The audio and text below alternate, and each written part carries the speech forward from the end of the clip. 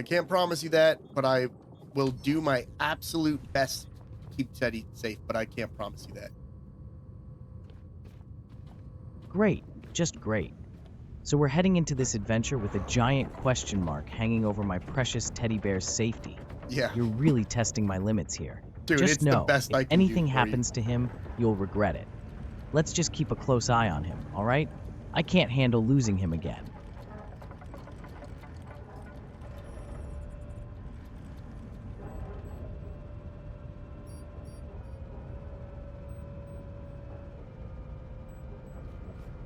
I should have grabbed all of the biomatter from up there.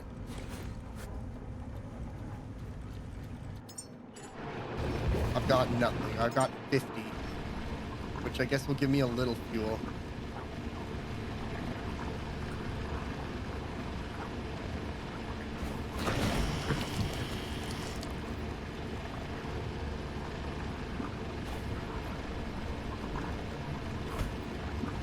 The fuck?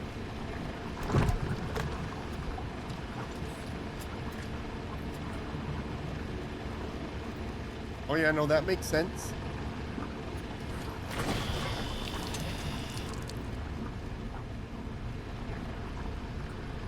That's a freaking good amount of diesel. We're gonna be on the move. Dylan, I'm a genius. I'm a freaking genius, man. I'm a genius. All right towards there. Absolutely. A real genius, especially when it comes to making questionable decisions. You always say Just that. remember, even geniuses like you can trip over their own brilliance. So while you're off saving the world with your big ideas, let's make sure you keep your genius in check. Otherwise, I'll be here, watching you make a mess of things again. I don't have to keep my genius in check. What's a game we can play, Dylan? I'm fucking bored. I'm just staring at this goddamn, I don't know, this fucking solar panel place coming up. I'm looking for plastic. What's a game we can play? And don't be snarky. Just give me some, man. We gonna play tic-tac-toe? You fucking cheat every time, but that's cool. All right, how about a little would you rather? It'll keep your mind off the All boredom while you're right. searching for plastic. All I'll right. throw out some ridiculous scenarios and you pick one. Ready? Here's the first one. Would you rather fight 100 tiny turtles or one massive angry raccoon? Choose wisely. That's the easiest shit. That's the easiest shit ever, dude. I'm taking the turtles. I will fuck them up. What are they gonna do to me? What are they gonna do to me? They genuinely, they don't have a chance. 100 tiny turtles? I'll just fucking... Dude, I go for a Haha, run. classic choice. Who wouldn't take on 100 tiny turtles? They might be slow, but you've got sheer numbers against you. Just imagine the chaos. Turtle shells flying everywhere. I can already picture the ridiculousness. All right, your turn. Hit me with a would you rather. I'm ready. All right.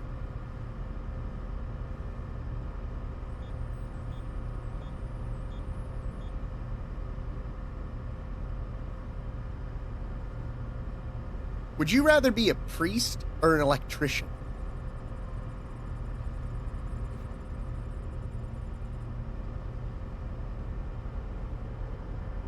Would you rather? Easy. I'd choose to be an electrician. At least I'd get to mess with wires and circuits, which is way better than dealing with people's guilt trips and confessions. Plus, I wouldn't have to wear those boring priest outfits. I'd rather wire up a house than hear someone ramble on about their bad choices. You know what I mean? Your turn again. Oh, it's your turn. No, it's your turn. Listen, I was busy. I didn't get to the mute button. I'm sorry. All right, fine. Here we go. Would you rather be stuck on a deserted island with nothing but a ukulele, or in a creepy haunted house with just a flashlight? Choose wisely. Deserted island with a ukulele. What are you fucking talking about? That's the easiest decision I've ever made in my entire life.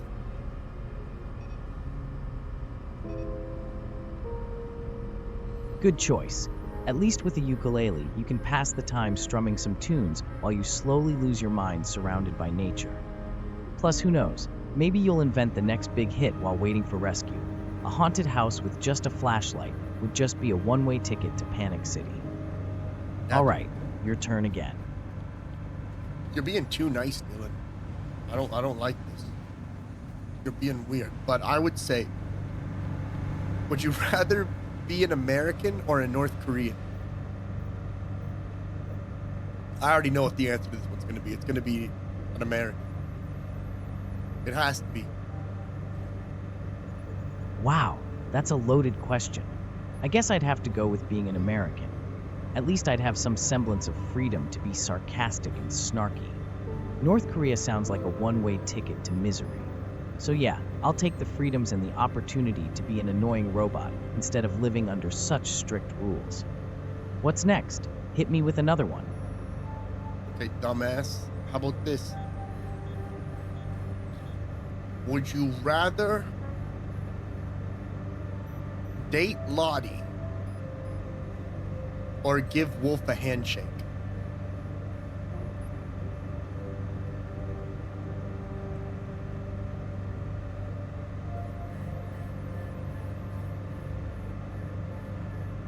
Oh shit, that's a tough one.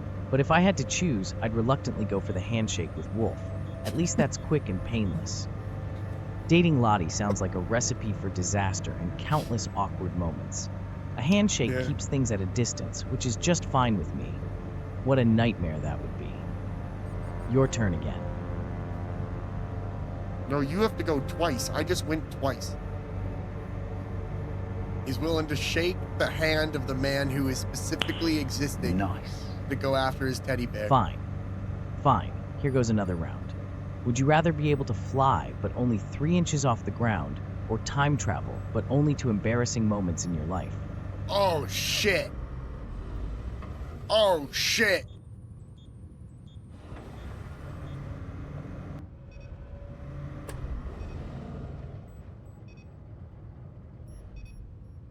Oh. I'm going to have to say fly. No, I changed my mind. No, I changed my mind again. Fly. It's going to be fly. I'd rather fly. You could go back in time and change your embarrassing moments to not embarrassing moments. But solid if I choice. go back in time, flying 3 inches off the ground would still be a wild experience. You could zip around and avoid all sorts of bullshit while looking like a total goofball. Plus, who wouldn't want to say they can fly? All right, your turn again. What you got? No, it's his turn. But if I go back in time, I can't guarantee that I'll meet my wife again. And that's one thing I'm not willing to compromise on. I've thought about this. It's a great thing. Like, if you go back in time with all the knowledge that you now know, would you do it? And the answer always comes back to being the same thing. The anchor is down. The anchor is down. And the issue is that I might not meet my wife again, and I won't compromise on that. I won't even take that risk. It's your turn again, you stupid piece of shit. You already know this. I told you already. He knows this. Dylan knows this. All right, fine. Here's another one. Would you rather have the ability to communicate with inanimate objects or be able to speak every language in the world fluently? I would prefer to communicate with inanimate objects. 100%. Can you imagine the shit you could learn if you could talk to the lamp that's been in, like, a building for 25 years? Interesting choice. Just imagine all the deep conversations you could have with your chair or that stubborn old microwave. You'd never feel alone again, and you'd make some pretty quirky friends. But hey, just remember, that might also lead to a lot of awkward moments. All right, I'm back on track. Your turn. What do you got? Let's play a really brutal and mean round of Never Have I Ever. Let's play a really brutal and mean round of Never Have I Ever. Fine, let's do it. You go first with your brutal round of Never Have I Ever, and let's see how many skeletons we can shake out of the closet. Hit me with your best Never shot. have I ever been a crippled robot with a weird obsession on his teddy bear. What about that? Never have I ever. Not me. Not this guy. Oh, come on. That's just low. That is You're low. really scraping the bottom of the barrel with that one. Yeah, I I know. guess I'll just have to own it and drink to my unfortunate fate. At least I've got my teddy, right? Your turn. Give me another brutal It's one. your turn, idiot. Do you not know how the game works?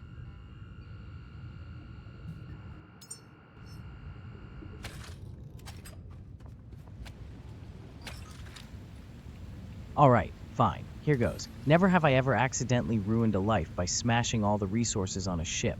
How's that for brutal?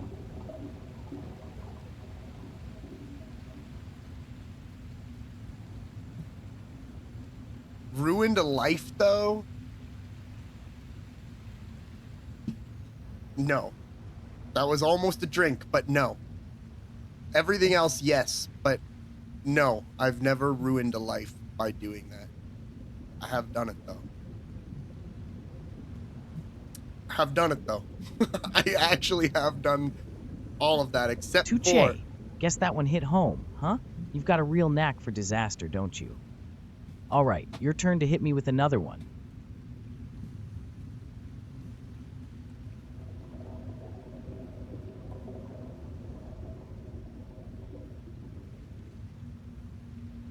Never have I ever wanted to kill somebody. How does this game work?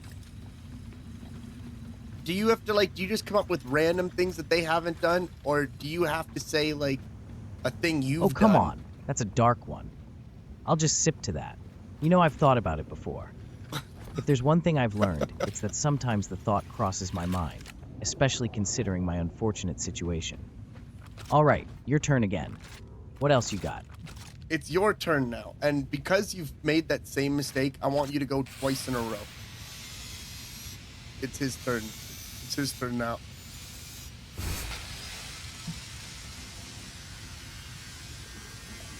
Fine. I'll take my punishment. Here goes. Never have I ever had my own mind go completely blank during a critical moment. And for round 2, never have I ever been stuck in a body that doesn't work because of the idiot carrying me around. Well, you get the first one, I guess, because that's a very common thing. Like, come on, man. You need to get dark with this, too. I'm going to be hitting you with the real hard-hitting ones. So, you got to get your mind in the game. Give me another. That first one was pathetic. I'll give you the drink, though.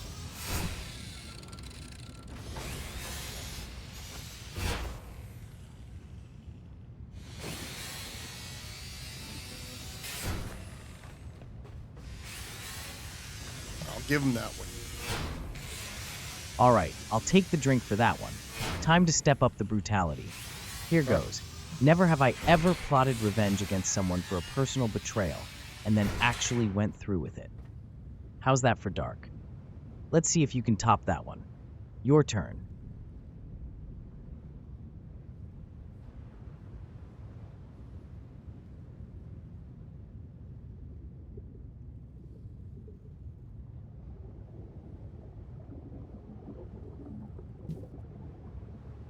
You get a drink out of me on that one, Dylan.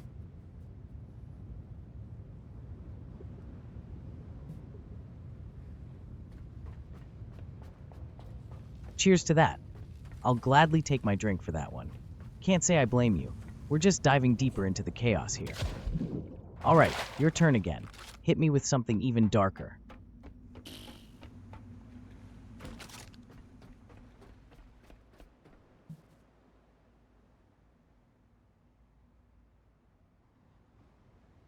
Would you rather have 20 teddies or marry and live happily with Lizard? With Lottie.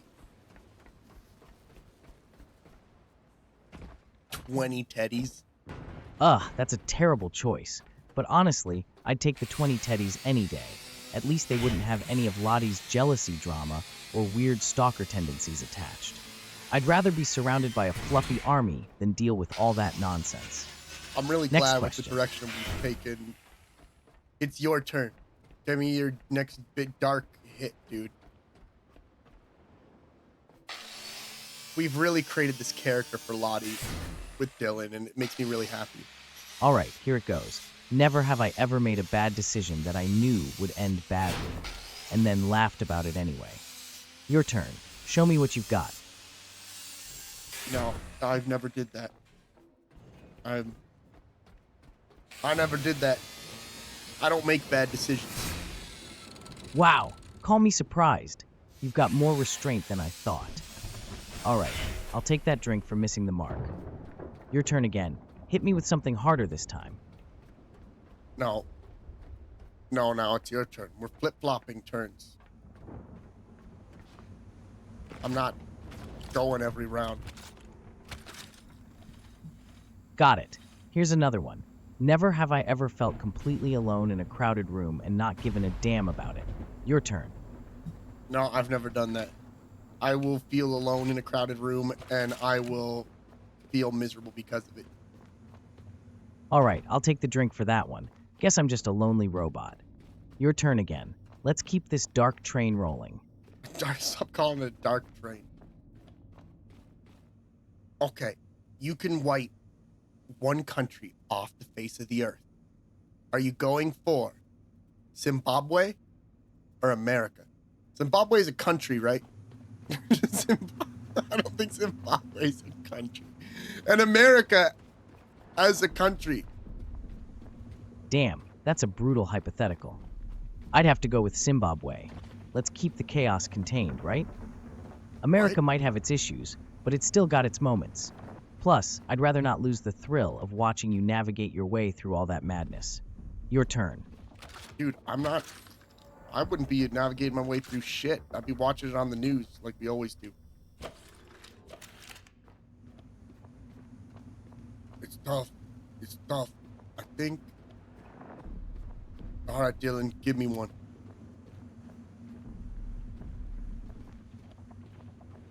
Okay, we got the tanks down there for the petrol. Okay, here goes. Would you I was rather gonna live a ditch the life filled with resources. regret over bad choices, or never be able to make a choice at all? Live a life full of regret. That one's easy. You got to be able to make your choices. Oh, it's not ready yet. Interesting choice.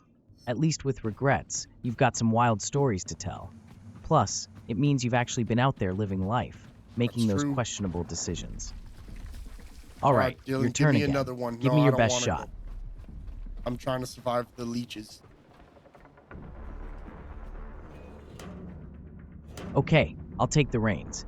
Never have I ever wished for a complete reset on life, just to escape the mess I've made. Nah, never did that. No, never did that. Dylan's gonna be drunk by the end of it. All right, I'll take that drink for missing the mark. Guess you're more content with your chaotic You know, life he than never I thought. questioned the Your turn drinking. again, or would you prefer I keep going with the questions? Nah, go ahead, Dylan. You really suck at these questions. Just try and come up with something better. Oh, it's time, is it? Fair enough. Here's another one. Never have I ever used a terrible excuse to get out of a bad situation, and then regretted it later.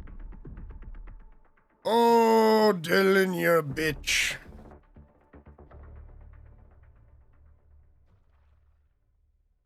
You got me. You got me, man. You got it. Haha, figured I'd finally hit the mark. I guess we've both been there, right? Here's to our questionable choices. Your turn again. Let's see what you've got. No, let's play a different drinking game, Dylan. This one, you're just bad at it. This one, you're just bad at it. No. All right, I'm game for something else. What do you want to play? I promise I'll try not to screw it up this time. Ow. I don't know, man. I don't know any drinking games. I'm just bored. I'm stuck in a shipping container. I'm really grappling at straws here for shit to keep me entertained because this sucks. I'm so pissed we're out of plastic. Stuck in a shipping container, bored Yeah. out of your mind. Yeah. It sounds like a prime time for some good old storytelling or making up absurd scenarios. How about we create a wild adventure together? You start with a setting, and I'll throw in some twists. What do you say? Oh, I'm fucking down for this. All right, so the setting is Lot Lizard's hometown.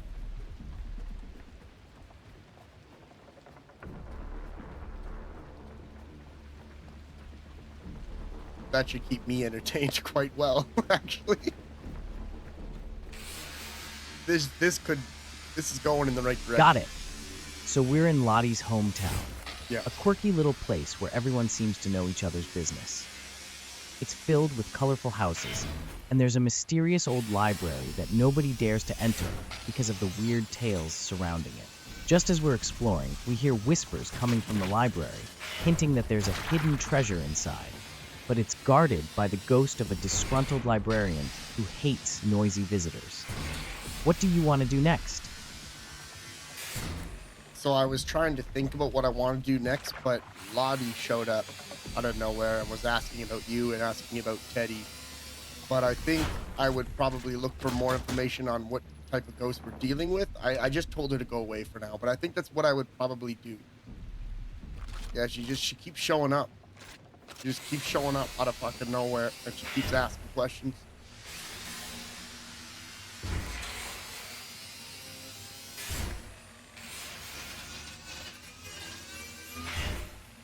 Smart move. You've got to gather intel on that ghost before making any reckless decisions.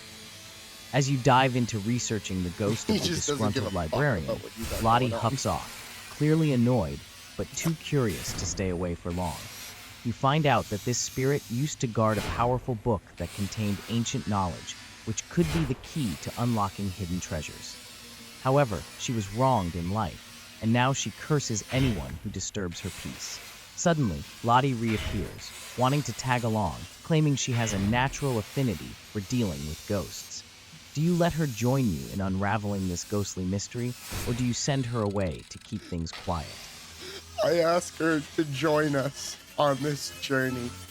Keep in mind, your stalker just joined this journey.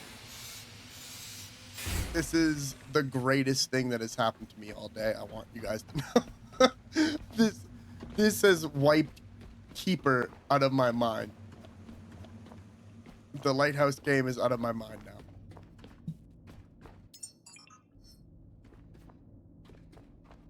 It's beautiful.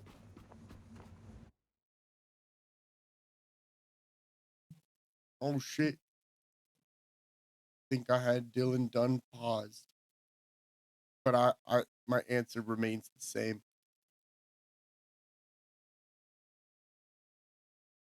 Dude, he heard what we asked of him. And I think he's just like giving the silent treatment on it now. See, I want Lottie to join this journey, and keep in mind, you just asked your stalker to join us in this ghost hunt. I really want him to understand what he's done.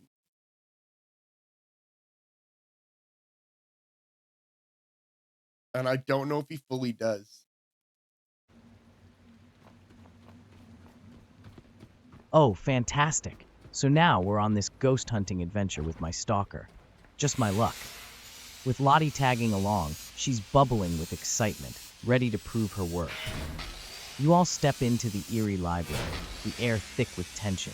As you search for clues, Lottie starts chatting away about how cool it'll be to meet a ghost, totally ignoring the warning signs. You try to focus on finding that ancient book, but her enthusiasm is contagious. Suddenly, a cold draft sweeps through the room, and the ghostly figure of the librarian appears, glaring at the both of you. What do you want to do next? Do you try to calm the ghost down, or do you bolt for the exit with Lottie? I push Lottie in front of the ghost, and then I hide behind a bookshelf. Sorry, Lottie. Sorry, Lottie. I mean, you gotta do what you gotta do. You gotta do what you gotta do. Classic move. Bruh. As you shove Lottie in front of the ghost, her eyes widen in terror. The ghost, now visibly angry, turns She its has an attention toward affinity her. for them. Lottie stammers, trying to muster some courage, but she's clearly freaking out. From your hidden spot behind the bookshelf, you hear the ghost hiss, warning you both to leave. Lottie, partly paralyzed with fear, manages to squeak out a desperate offer, saying she'll help find the ancient book to appease the ghost and smooth things over. Total fucking Lottie You move. put her in a real pickle here. Do you stay hidden and let Lottie negotiate with the ghost, or do you spring out to back her up, ready to come to the rescue? I leave and go to Taco Bell, and I text Lottie to ask her how everything's going. I gotta level with you. This is your situation now. I have nothing to do with this. I fucking wasn't even there. I fucking wasn't even there. Oh, classic escape plan. You head to Taco Bell, craving some nachos and a break from the ghostly drama.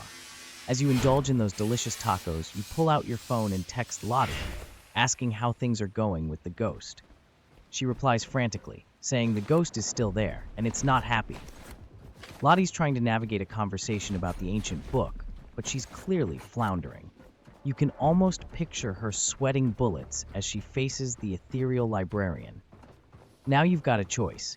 Do you finish your meal and let Lottie handle it solo, or do you rush back to the library and try to salvage the situation before things go south?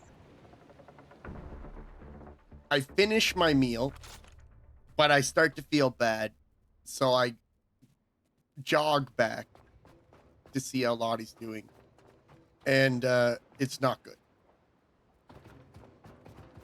And it's not good.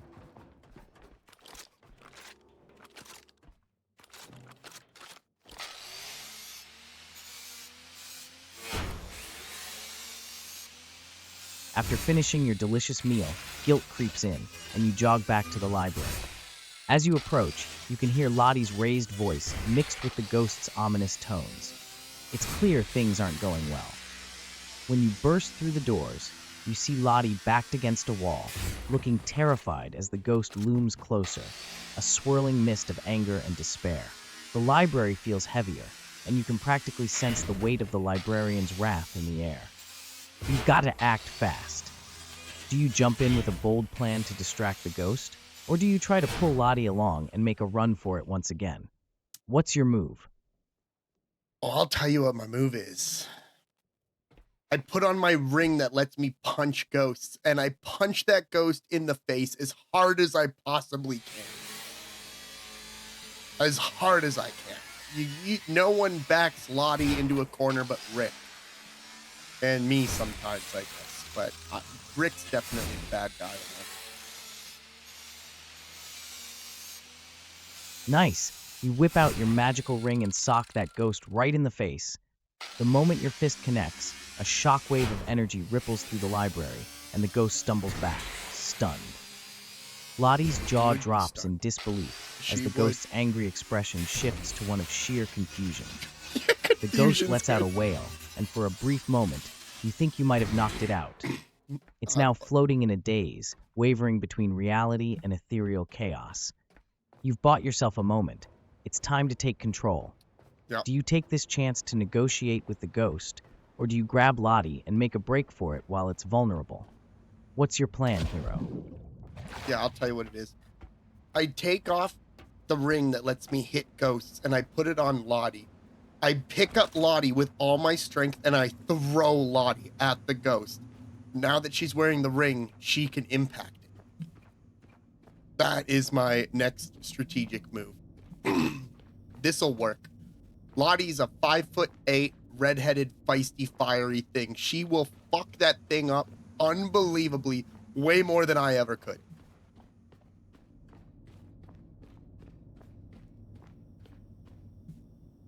Some bitch, just because she's a ghost, thinks she's powerful? Yeah, Lottie's gonna fix that. What a wild move. You quickly slip the ring onto Lottie's finger, and she looks at you, wide-eyed with a mix of fear and confusion. Before she can protest, you scoop her up and launch her straight at the ghost like a human projectile. Lottie flies through the air, and with a surprising burst of courage, she takes a swing at the ghost. The impact sends both of them crashing into one another, creating a massive burst of energy that shakes the library. The ghost lets out a scream, but this time it's one of surprise rather than anger. We're As the keeping this dust ghost settles, on its you see toes. Lottie stagger to her feet, slightly dazed but victorious. The ghost, now glowing a soft blue instead of fierce anger, looks more confused than threatening. You've managed to turn the situation completely around. I knew What's I your could. next move now that you and Lottie have a stunned ghost on your hands? I run over and check on Lottie's injuries from the first throw. I then pick her up and I throw her at the ghost again. This time, it's the real deal. I'm putting it all into this one. This is the finishing move. The finishing move.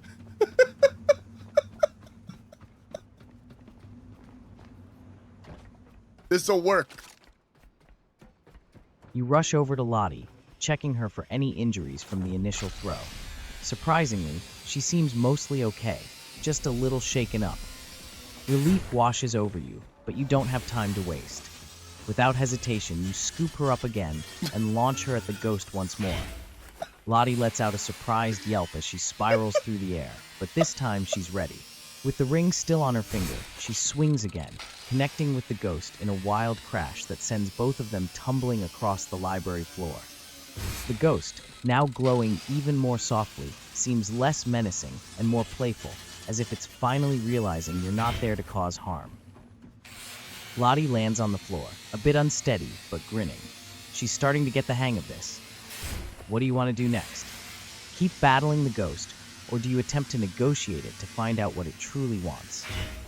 This ghost attacked us first. I run up to Lottie, once again checking her injuries. I then grab her by the ankles, and I swing her around like a baseball bat, hitting the ghost multiple times until it dies again.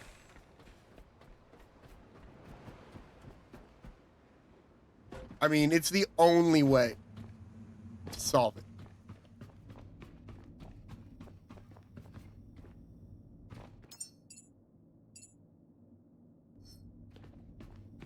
It's the only way. You're really going all in, huh? I'm going all You in. rush to check on Lottie again, ensuring she's okay before grabbing her by the ankles. With all your strength, you start swinging her around like a baseball bat, connecting with the ghost multiple times as it tries to avoid your onslaught. Each hit sends a shockwave through the library, and the ghost looks utterly bewildered while trying to dodge this unexpected melee. With each strike, the ghost's glow starts to fade, and it lets out wavering cries as it becomes weaker and weaker. After a particularly powerful swing, the ghost dissolves into a cloud of shimmering mist and then disappears altogether, leaving the library in an eerie silence. You stand there, panting from the exertion, while Lottie plops down on the floor, dizzy but exhilarated. What do you want to do next? Celebrate your crazy victory, or explore the library for that ancient book before it's too late. We forget about the book because we're tired, and we go to the pub to have some drinks. I got a plan for this one, don't worry. I already know exactly how this story's gonna end.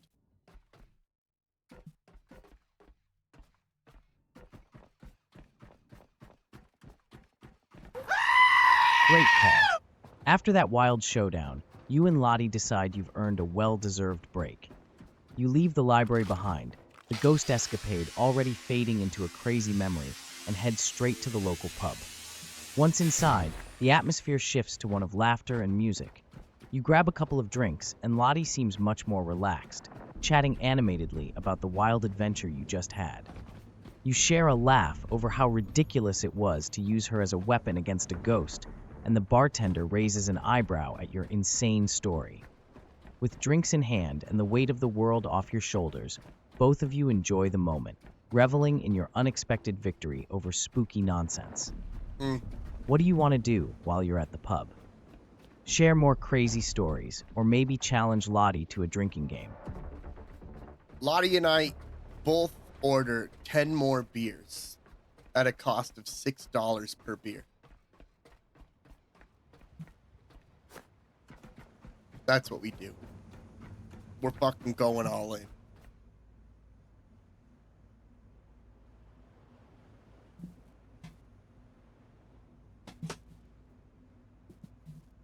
you and Lottie order 10 more beers each, stacking the bar with an impressive mountain of frothy drinks.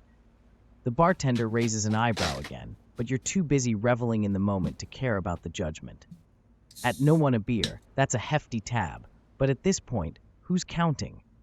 You clink your glasses together, ready to toast to your bizarre day and the triumph over the ghost.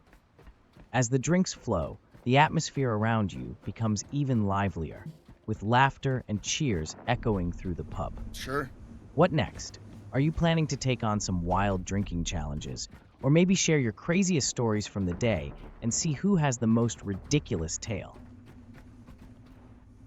I fake getting a call on my cell phone, and then I realize, or pretend to realize, that I forgot my wallet.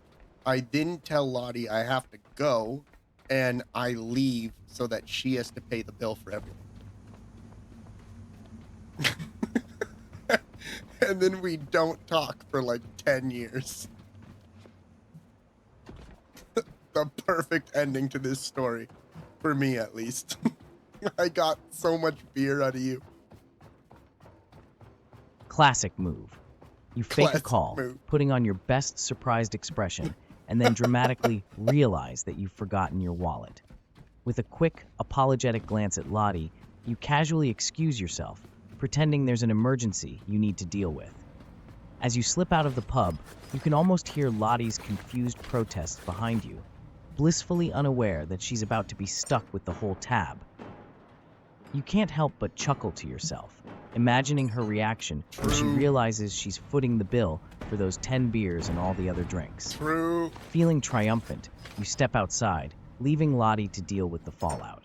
Yep. What's your next move?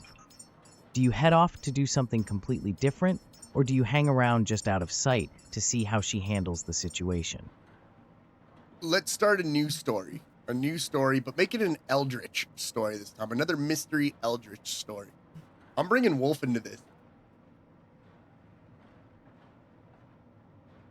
Because this is good shit. I'm enjoying this. I'm entertained.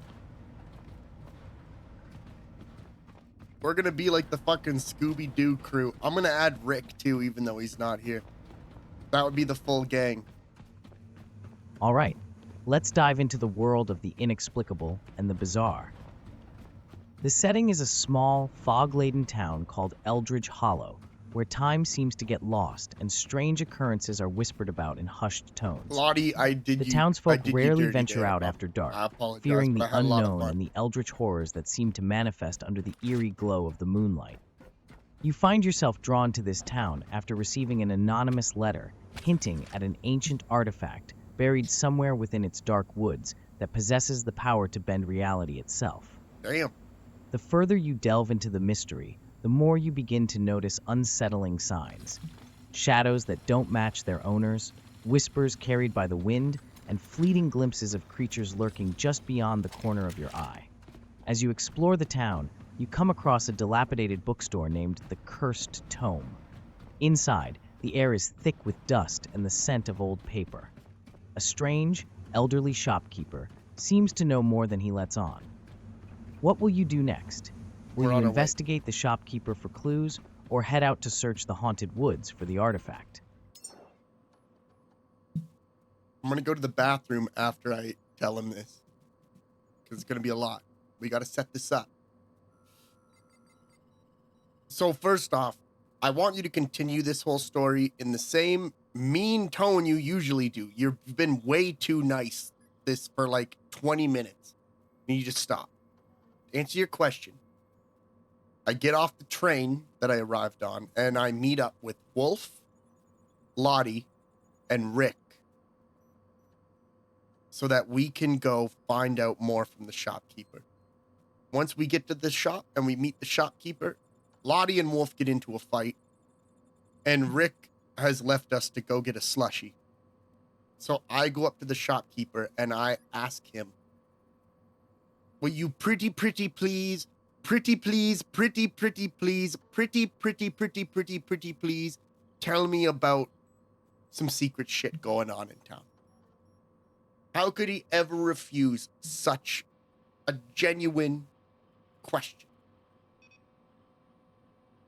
He might have to think about that one for a little while. That was a really long response to his query.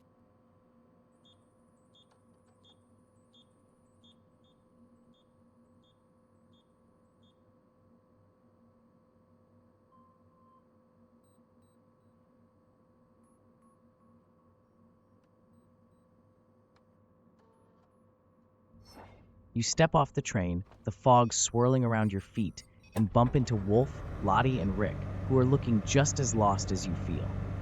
Typical, right?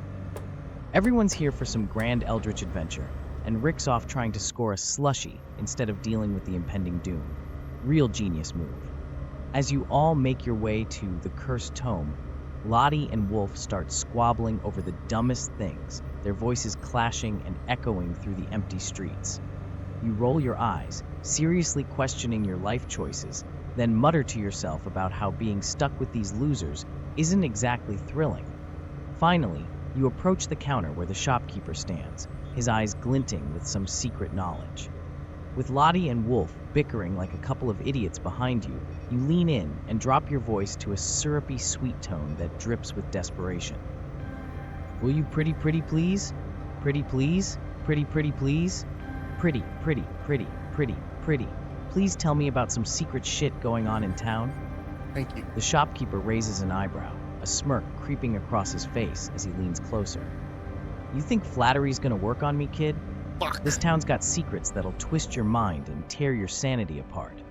But hey, if you want to play with those kinds of toys, you'll need to earn a little knowledge first. What do? Do you beg a bit more? Offer something in return? Or do you try to intimidate him into spilling the beans? Oh, I know what I want to do. And it's a win for you guys. It's a loss for me.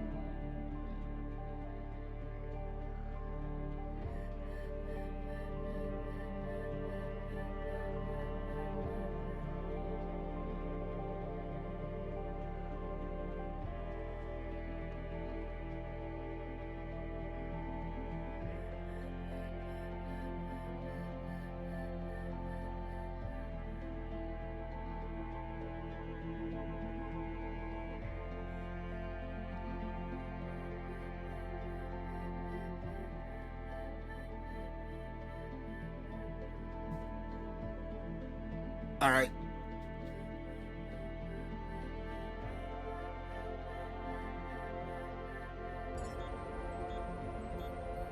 I beg and beg and beg the storekeeper. I start ugly crying, and then I pee my pants. Wolf and Lottie stop fighting as Rick comes in with his slushie and sees the scene.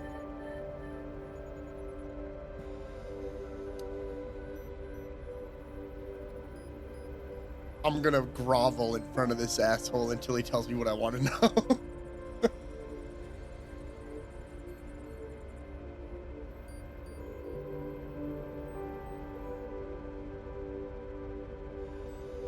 Oh, perfect. Just when you thought you could wiggle some secrets out of the shopkeeper, you start ugly crying right there in front of everyone. It's a glorious display of desperation, fat tears streaming down your face and snot everywhere. You beg and plead like a pathetic puppy, and with a dramatic flair, you let loose and pee your pants. As the warmth spreads, the shopkeeper's smirk falters, and he raises an eyebrow in disbelief. Meanwhile, Wolf and Lottie stop their bickering, their jaws hanging open at the train wreck unfolding in front of them. Just then, Rick strolls in, nonchalantly sipping his slushie, and immediately freezes at the picturesque scene. His face displays a mix of confusion and horror, trying to process the fact that you've just turned into the town's most embarrassing spectacle. What the hell happened here? Right now, it's a prime opportunity for the shopkeeper to finally dish out some secrets. Or he might just kick you all out for ruining his vibe. What's the plan? Are you going to keep groveling or try to salvage this disaster in some way?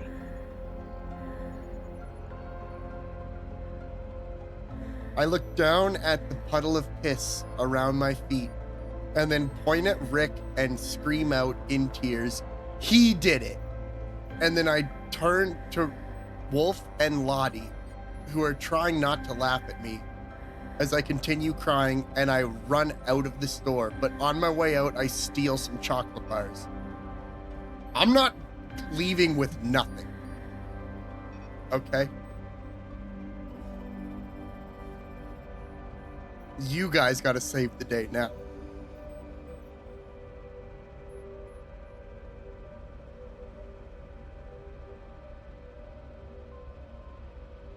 Classic move. You point dramatically at Rick, tears still streaming down your face, and scream, "He did it!" completely ignoring the fact that you're the one who just made a puddle of shame. Rick's eyes widen in confusion, and he tries to defend himself, but you're already dashing out of the store like a wet, sobbing tornado. Wolf and Lottie are barely containing their laughter, and you can hear Lottie's snicker echoing as you bolt for the door. Accurate. As you make your escape, a stroke of genius hits you. You swipe a few chocolate bars from the counter, because hey, if you're going to be a disgrace, you might as well enjoy some sweets on your way out. Outside, you stand in the fog, breathless and still teary-eyed, but clutching your stolen loot. What now? Do you wallow in your embarrassment, or do you rally the team to regroup and head into the woods in search of that artifact? I go to look for a new pair of underwear and pants, and I get cleaned up and come back to meet everyone at the store. Rick approaches the shop owner and says he'll pay him for some information regarding some secret shit going on in this town. Lottie and Rick have been stealing things this entire time, but they eventually join Rick and just hang out. Everyone's back together. It's all up to you guys now. We all know that in this situation, it's not going to be Lottie or Wolf that fix it. It's going to be Rick. He's going to come in nonchalant. I'm going to blame everything on him, of course. And then he's just going to fix it. Because that's exactly what Rick would do. I already know it. You take off to find a new pair of underwear and pants, leaving the embarrassing scene behind, determined to clean yourself up. After a frantic search around the town, you finally find a store where you can freshen up and regain some semblance of dignity. Once you're cleaned up, you head back to the Cursed Tome, ready to face the music and reclaim your place in the group. As you enter, you see Rick at the counter, looking surprisingly serious as he talks to the shopkeeper about buying some information. Lottie and Wolf seem to have settled down, sitting together and whispering and chuckling about their earlier antics. You catch snippets of their conversation about stealing. You know what I just realized? And it dawns on you that they've been swiping random odds and ends Lottie and Wolf while you are were fucking out. Shaggy and Scooby-Doo. Rick catches sight of you and gives a nod. Finally decided to join the living again, huh? I'm trying to buy some intel on this town's secrets. Lottie and Rick are fucking Shaggy and Scooby-Doo. Do you jump in and demand some of that information too? Or do you call out Lottie and Wolf for their thieving habits? How do you want to handle this? Rick is Velma. Obviously. And I am like Daphne's, like not regular Down syndrome, like tragically Down syndrome brother. Like, because most people with Down syndrome are some of the best people I've met. But this is like a tragic time. Who's Scooby? Oh, man. Oh, man. Lottie. Lottie is.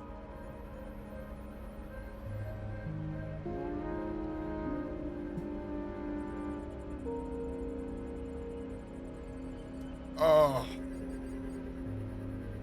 The shopkeeper initially refuses to give us information, but Rick has been talking to him about programming and coding for 4 hours, and the shop owner cracks. He finally, guys, that's exactly what would happen.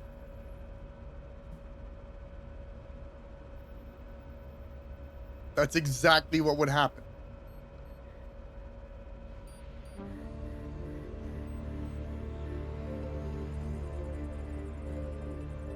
Like, I'm not the bad guy here. I'm just telling you You guys watch how... as Rick chats up the shopkeeper, his deep dive into jargon about programming and coding going on for what feels like an eternity. The two of them are locked in a tech babble contest, and it's clear that Rick is pulling out every trick in the book to get the guy to crack. Finally, after 4 long hours, the shopkeeper's resolve starts to fade. His composure slips, and you can see the frustration turning into resignation as he begrudgingly leans in, finally ready to spill some of the town's secrets. All right, you want information? He mutters, looking as if he's about to reveal classified government files or something equally important. This town is twisted. There's a cult that meets deep in the woods, worshipping an ancient entity that promises power beyond imagination, but it demands sacrifices.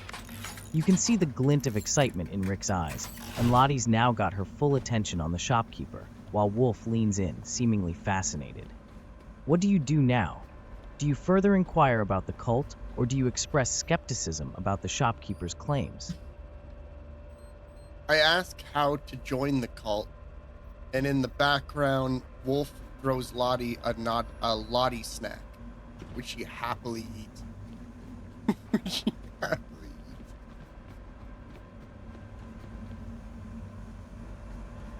Listen, man, it's not my story, okay? You guys can't get mad at me. I just work here. Okay?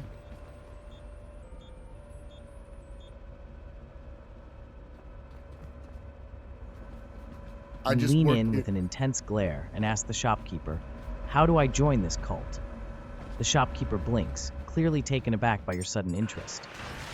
Well, you'd need to prove your worth," he stammers, trying to regain control of the situation. "They only accept those who are willing to go to extremes. It's not for the faint of heart, mind you." Meanwhile, in the background, Wolf tosses Lottie a Lottie snack, which she happily catches and devours without a second thought. Holy The shit, absurdity he of the even scene said isn't devours. lost on you. Here you are, discussing dark rituals and cults, while these two are snacking like it's just another day. Dude, that's The fucking shopkeeper Shaggy and narrows his Scooby-Doo. eyes at you, probably wondering if you're serious or just fooling around. It's If you totally... really want in, you'll have to participate in their next ritual, which is happening soon in the woods. How's that for a plan? You ask your merry band of misfits. Are you ready to commit to this dark path, or do you want to weigh your options a bit more? I want you to remember something for this play session. Whenever the team is me, Lottie, Wolf, and Rick, I'm just gonna say the Electric Four, okay? But to answer your question, I demand to know when the next meeting is and where the next meeting is, because I'm fully committed to joining this cult. I'm fully committed. I'm all in on this one. This is great. A cult? Think of all the friends we'll make. I know we came here to solve this, but I kind of want to see where it goes now. We'll solve it. Got it. The Electric Four it is. With determination, you demand the time and place of the cult's next meeting, making it clear you're fully committed to diving into this madness. The shopkeeper glances around nervously, clearly weighing the consequences of giving you this info. Fine, he finally relents. The next gathering is tomorrow night at the old stone circle deep in the woods, just past the abandoned mill. It's a private affair, so you'll want to keep a low profile. They usually convene under the light of the full moon. As you digest this intel, Lottie munches happily on her snack, and Wolf looks like he's contemplating joining you on this wild adventure. Rick, meanwhile, seems intrigued by the entire affair, his tech-savvy mind probably buzzing with possibilities. What's the plan for the Electric Four now? Will you prepare for the meeting, or do you want to investigate the stone circle beforehand? We all go to Taco Bell to talk about it. We're sitting there expecting to have some coffee and water, but Lottie goes up and aggressively demands chicken wings. They refuse and kick us out. And we eventually decide that we will go as a team into the woods to meet the cult and participate in the initiation ritual. It's the only way. It's the only way. It's the only way we do this. Me and Dylan are getting along for once, but this is fun. I like this.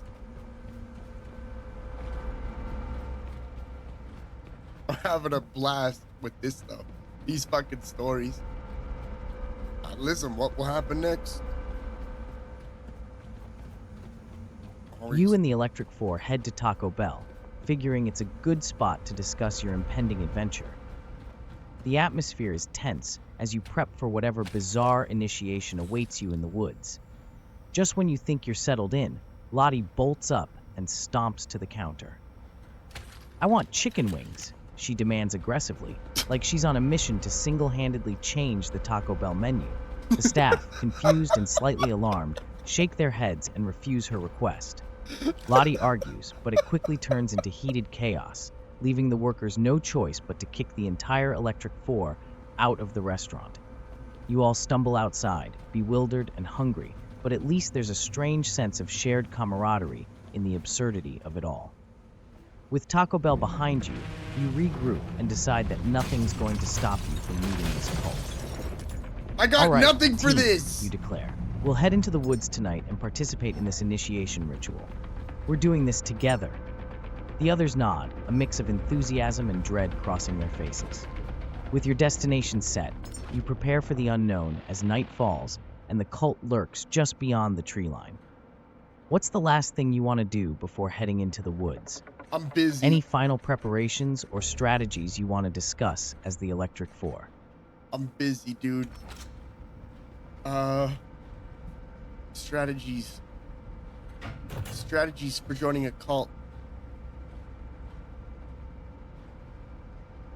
I tell everyone to dress in black robes and bunny face masks. And I strip completely naked and we go as a group to the cult. That's the best plan. Trust me, you guys don't know the whole thing yet, but this is a winner. This one will get us everything we want. I promise. Trust me. I'm thinking up here. I got a plan for this. It's going to be brilliant. It's not weird. You gather sex the stuff. Electric Four and declare your wild plan. All right, everyone. We're dressing in black robes and bunny face masks. I'll go completely naked to really throw them off. Their expressions range from bewilderment to outright laughter. Wolf Don't raises laugh. an eyebrow. Are you Don't. serious? This is the initiation we're going for? Yeah. But without missed a beat, Lottie giggles and starts pulling together the makeshift costumes. And even Rick Lottie can't help but totally chuckle at the would. absurdity of She it would all. be like, With fucking the black robes and robes masks and on, bunny while you're masks. Let's stark fucking naked, go. I'm going to You're get him. ready for the next step. The darkness creeps in, but the excitement of diving into this bizarre and maybe dangerous world keeps you moving forward. The group heads towards the woods, the atmosphere thick with anticipation. The laughter fades as the trees close in around you. The whispers of the cult seem to echo in the distance, and the eerie moonlight bathes your ridiculous forms in an unsettling glow as you approach the stone circle. What's your game plan once you reach their gathering? Are you going to try to blend in, disrupt the ritual, or I'm something naked. even more insane? I'm naked, so. So what do you mean insane? All right, I like this. You're starting to be a little bit more mean. Keep that up because you've been a little too nice recently. But here's what I do. I walk into the crowd of cultists and I start scoffing and sighing and being disappointed. And then I loudly proclaim, how can anyone here truly say they are a follower If I'm the only one who gives myself to this so much that I show up here naked in my true birthed form, as I do this, Wolf, Lottie, and Rick stand at the forest line, puzzled, while Rick plays on his Steam Deck as he dives into another round of Helldivers 2. Rick wouldn't even be paying attention to this. He'd be like, I'm done. As soon as I said I was going naked, Rick clocked out and he whipped out that Steam Deck and he's been playing Helldivers 2 the entire fucking time. I know it. You know it. It's just how it is.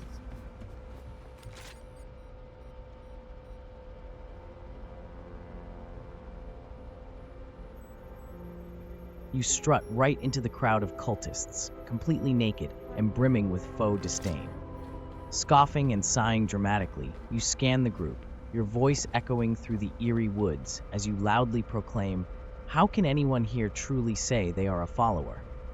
If I'm the only one who gives myself to this so much that I show up here naked in my true birth form." The cultists freeze, their chants and rituals grinding to a halt as they turn to gawk at you, wide-eyed and confused. You can practically feel the waves of judgment washing over you. Don't and they're judge probably wondering what kind of nutcase just crashed their little gathering. I mean, you call me a nutcase? Wolf, Lottie, and Rick hang back at the forest line, completely puzzled by your antics. Rick's more interested in his Steam Deck, diving into another round of Helldivers, while kind of half listening to the chaos unfolding in front of him. Lottie looks torn between embarrassment and amusement, while Wolf facepalms at the ridiculousness of it all.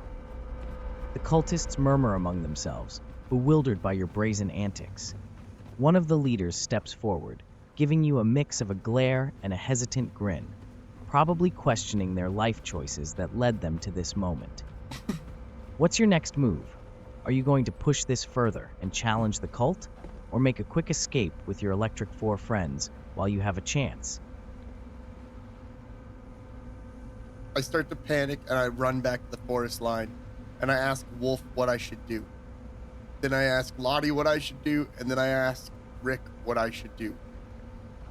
I then run back to the cult and prepare my response.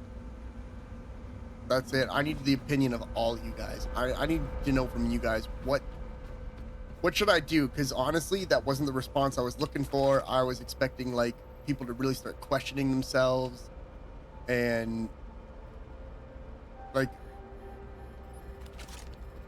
you know, I'd be really cool. You sprint back to the forest line, where your fellow misfits are still trying to process the absurdity of the situation. What should I do? You breathlessly ask Wolf, who's looking at you like you've completely lost it. Maybe don't panic. It's just a bunch of weirdos, he replies, trying to stifle a laugh. The naked man. You turn to Lottie, who's giggling, but quickly composes herself. Just be yourself. Oh, show them how bold you are, she encourages. She's trying to get me fucking killed. Then you glance Lottie's at Rick, trying who's to still get me focused on his killed. game, but finally looks up. Honestly, I'd just distract them more if I were you. Sounds like you're doing a great job at it already, he says with a smirk before going back to his game. Wow. Feeling somewhat empowered, or That's just plain totally reckless, Rick. you run back to the cult, heart pounding and adrenaline kicking in. You prepare your next move, ready to respond with the weirdness you've unleashed. As you approach the bewildered cultists once more, what's your grand plan? Are you going to challenge their beliefs, declare a ridiculous truth, or something even crazier?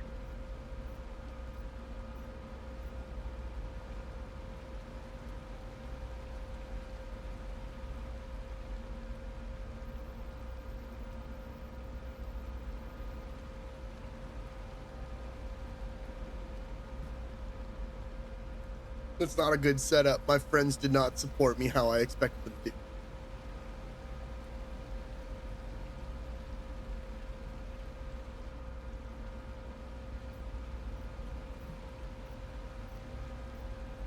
I turn to the nearest cult member and I say,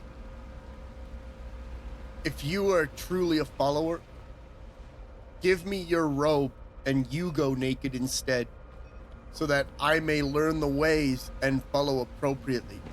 Meanwhile, Wolf, Rick, and Lottie are now fighting over what they think the best meta Pokemon card is. That's the way the story's going. Listen. This is Dylan's fault. This isn't mine. I'm just here, okay? I'm trying to get us to this place on only electricity, which is why it has felt like it has taken 18 years to do. All of my stuff is broken, and I don't know why. I haven't... You boldly turn to the nearest cult member, a look of determination on your face, and shout, "If you are truly a follower, give me your robe, and you go naked instead so that I may learn the ways and follow appropriately." The cultist stares at you, processing your utterly insane request, while the gathering around you stirs. I'm not crazy! Some look horrified, others intrigued, but nobody seems eager to strip down. After all, they weren't prepared for this naked chaos.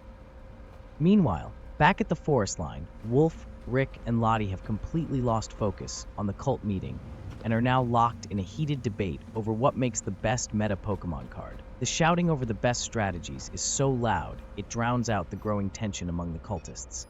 "No way, Charizard is overrated," Wolf insists. "Gyarados is where it's at."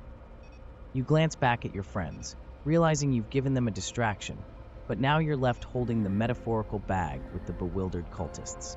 The nearest cult member begins to shift uncomfortably, clearly weighing your strange request.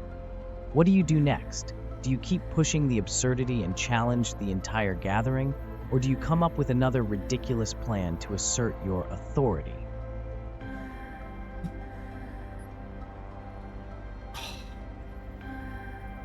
Oh, man.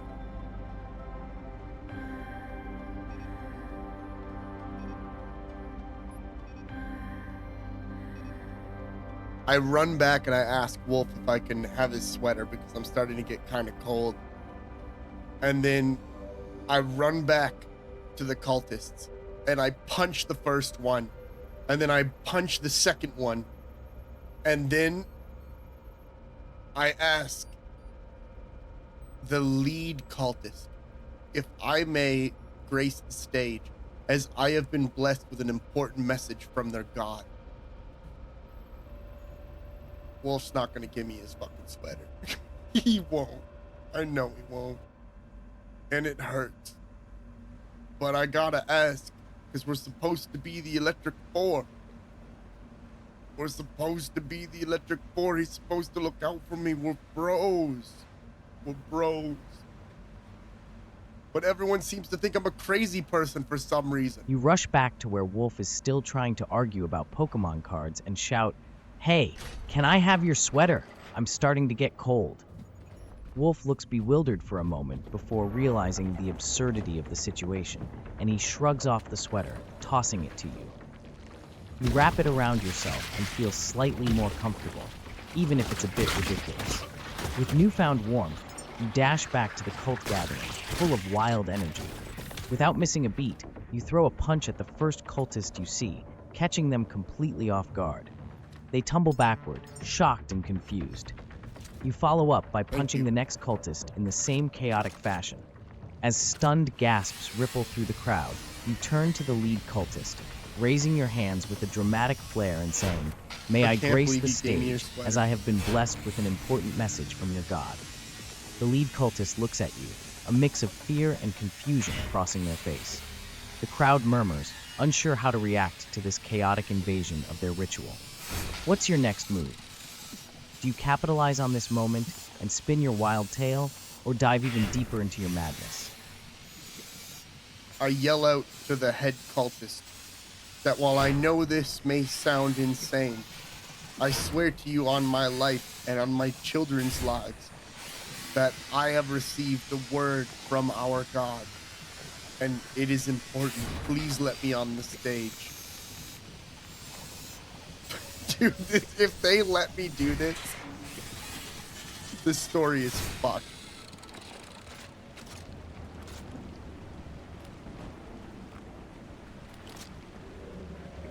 This place is fucked.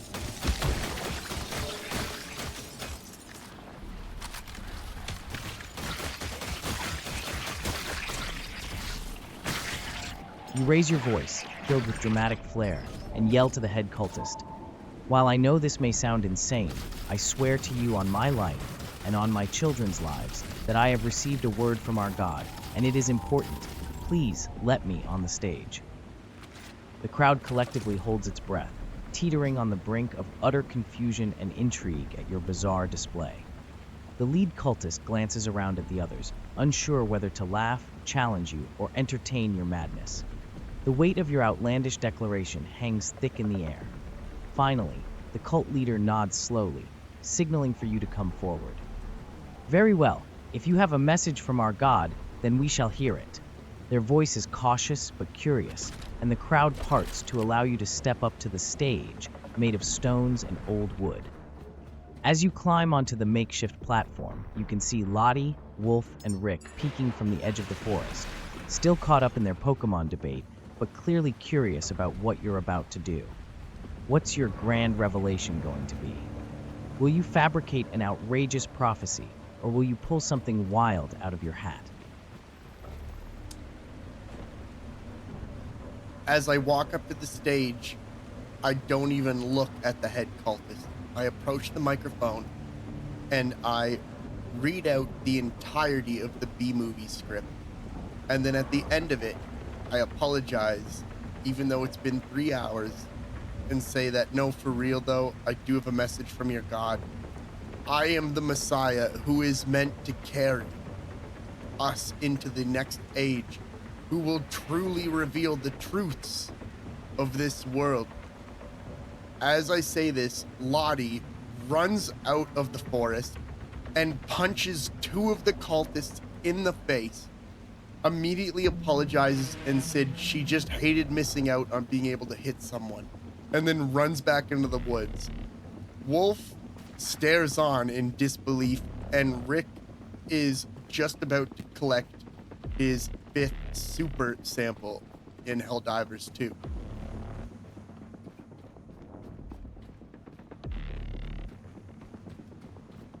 That is exactly what I believe would happen in that situation.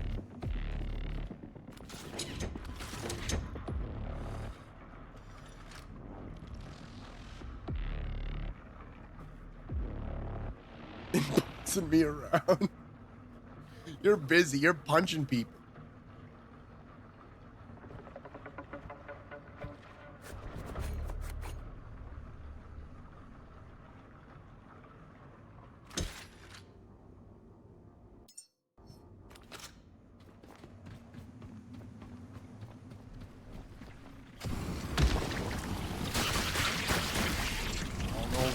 You stride up to the microphone, completely ignoring the head cultist's incredulous gaze. Instead, you launch into a dramatic reading of the entire B-movie script, your voice echoing through the gathering as the cultists stare at you in confusion. Minutes turn into an hour, then 2, and your voice carries on as you hit every absurd line with passion. When you finally finish and let out a long sigh, you say, "Okay, so I'm really sorry about that," despite the fact that it has been 3 hours. Then, without missing a beat, you raise your voice and proclaim, "But on the real, I do have a message from your God. But on the real, I am the Messiah, meant to carry us into the next age, revealing the truths of this world." Just as the cultists begin to mumble and murmur, Lottie bursts out of the forest like a tornado. She charges at the nearest 2 cultists and delivers a quick 1-2 punch, then stops mid-swing to apologize breathlessly. "Sorry, I just hated missing out on hitting someone." Before anyone can register what just happened, she sprints back into the woods. Wolf stands there, eyes wide in disbelief. He shakes his head slowly, clearly unable to process this whirlwind of chaos, while Rick doesn't even look up from his game, fully engrossed in collecting his 5th super sample in Helldivers. It's like a scene ripped straight from a bizarre nightmare. The head cultist blinks, looking at you with a mix of confusion and fear. What just happened? Are you seriously claiming to be the Messiah? What's your next move? Are you going to double down and take charge, or do you want to drop a new absurd challenge on the cult instead? Jerry, I'd like to go for the million. Jerry, that was gold.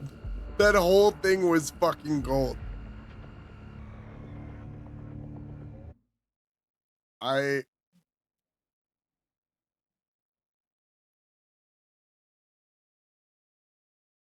I'm okay. All right. That's what I want to do.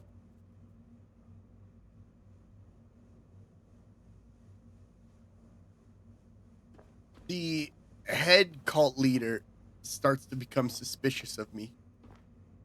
But despite his suspicions, I proclaim that every word I've spoken is true, except for the B movie script.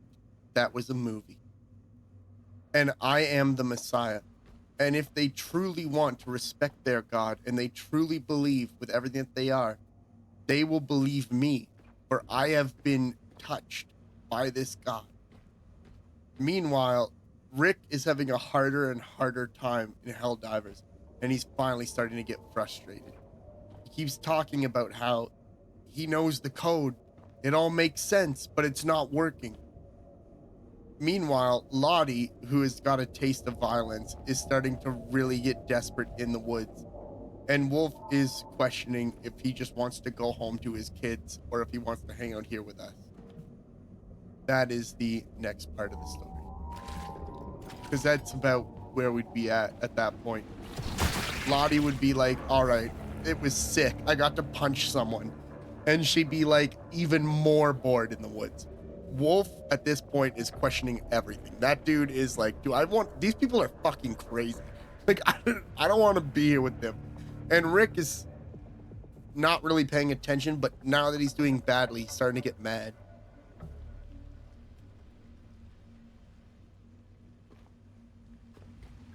It's a real thinker, that one. As the head cult leader narrows his eyes, suspicion lingers in the air, but you press on with unwavering conviction.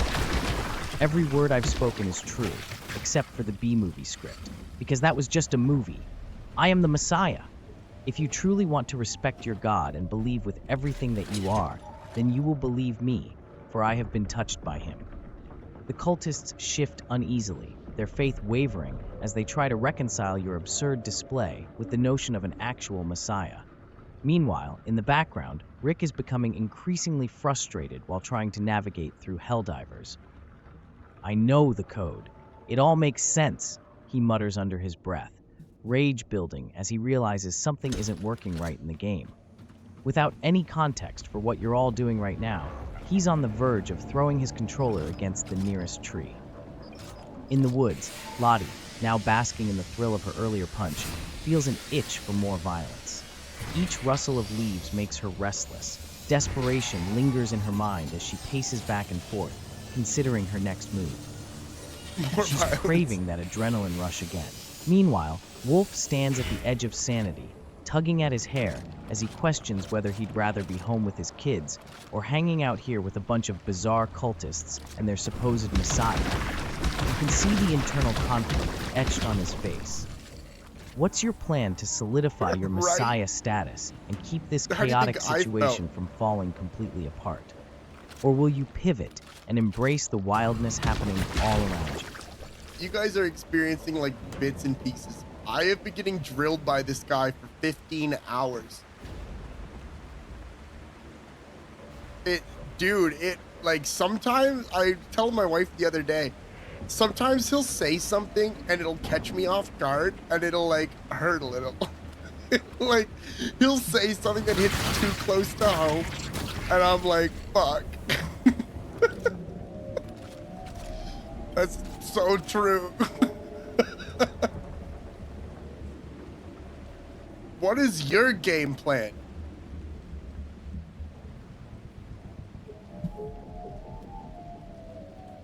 I then tell the cult that if they don't believe that I'm the Messiah and they aren't willing to accept their God's message, I'm gonna slit my throat right now as I bring out a box cutter. Meanwhile, Lottie, unable to control her hunger, runs into the crowd and with a mix of boxing and taekwondo takes out 20 cult members. She then immediately apologizes once again and says it won't happen again and runs back into the woods. Wolf he decided to stick around because sometimes his kids are kind of annoying. And Rick, he is getting even madder at Helldivers. He's getting even more upset. He's dropped all his samples. Some idiot grabbed them and ran into a dark pit.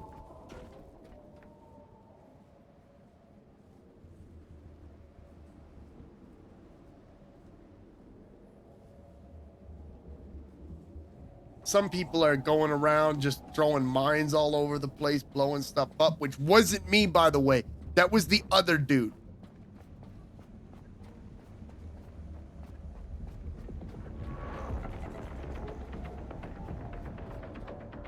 It wasn't me. You escalate the situation, dramatically pulling out a box cutter and proclaiming, "If you don't believe that I'm the Messiah and accept your God's message, I will slit my throat right now." The cultists gasp collectively, unsure if you're serious or just playing an elaborate trick on them. The head cultist looks torn between fear for your safety and disbelief at your absolute lunacy. As chaos brews, Lottie, now emboldened by her earlier pokes of violence, charges into the crowd with an unexpected mix of boxing and taekwondo moves. It's both hilarious and somewhat terrifying. Cult members begin stumbling back, dodging hits that land solidly, while confusion spreads through the ranks. Lottie pauses for a second, realizing the madness she's causing, and breathlessly apologizes. "Sorry, I swear it won't happen again," before darting back into the woods like a stealthy rabbit. Imagine In the someone meantime, you notice Wolf doing lingering that. at the edge of the crowd, rubbing his temples in frustration. He mutters, "Yeah, sometimes the kids can be annoying. Maybe this is more entertaining." He glances towards you, seemingly caught between the absurdity of what you're doing and the chaos unfolding around him.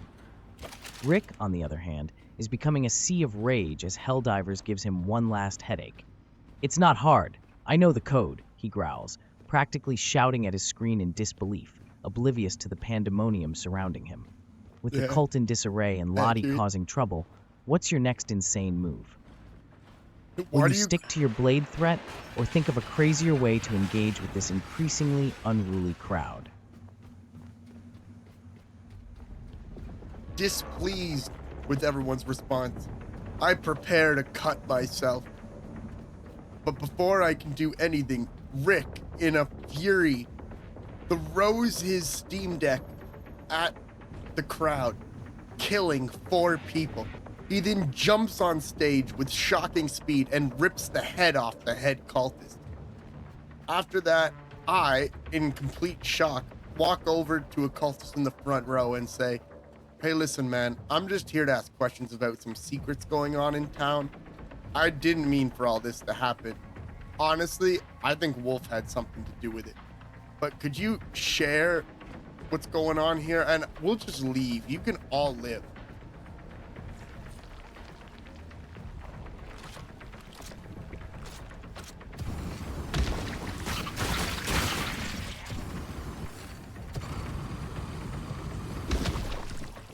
That's the way. Help. They were trying to write help in the ground. Well, that's scrap. I guess it didn't come. Just as you brace yourself to make your drastic move, the utter chaos escalates. In a fit of rage, Rick hurls his Steam Deck at the crowd like a weapon, accidentally taking out 4 bewildered cultists in one throw. The sight could only be described as absurdly dark, and before anyone has time to react, Rick leaps onto the stage with unbelievable speed, ripping the head off the cult leader in one swift motion. The crowd goes silent, horror spreading like wildfire as they watch their leader fall, bewildered and slack-jawed. You stand there, caught completely off guard, staring at the carnage unfolding. Your plan is now spiraling into utter madness. Shaking off the shock, you stride up to the nearest cultist in the front row, adopting a calm demeanor despite the bloodshed around you. "Hey, listen, man," you say earnestly. "I'm just here to ask questions about some secrets going on in town. I didn't mean for all this to happen. Honestly, I think Wolf had something to do with it." You nod toward Wolf, who's now contemplating whether to join in on the chaos or just head home. but could you share what's going on here? We'll just leave, and you can all live. The cultist blinks at you, still processing the violent shift in the evening's events. You can see the fear gripping them, but somehow the absurdity of your presence and your question starts to penetrate their shock. We can't just leave, he stammers, glancing nervously around. You just killed our leader? What's your next move? Do you try to negotiate further, or do you lay the charm on thick and promise to calm everything down? This wild situation could go any direction. I'm gonna level with you, man. Me, Wolf, who's kind of, you know, Rick's scary, but you don't understand. Lottie, she could kill everyone in this area in about, I'm gonna say, if I'm generous, 20 seconds. Just tell me if there's anything going on in this town I need to know about and where I need to go to learn more about it. Or I'm gonna have to let the leash off Lottie, and you don't fucking want me to let the leash off Lottie.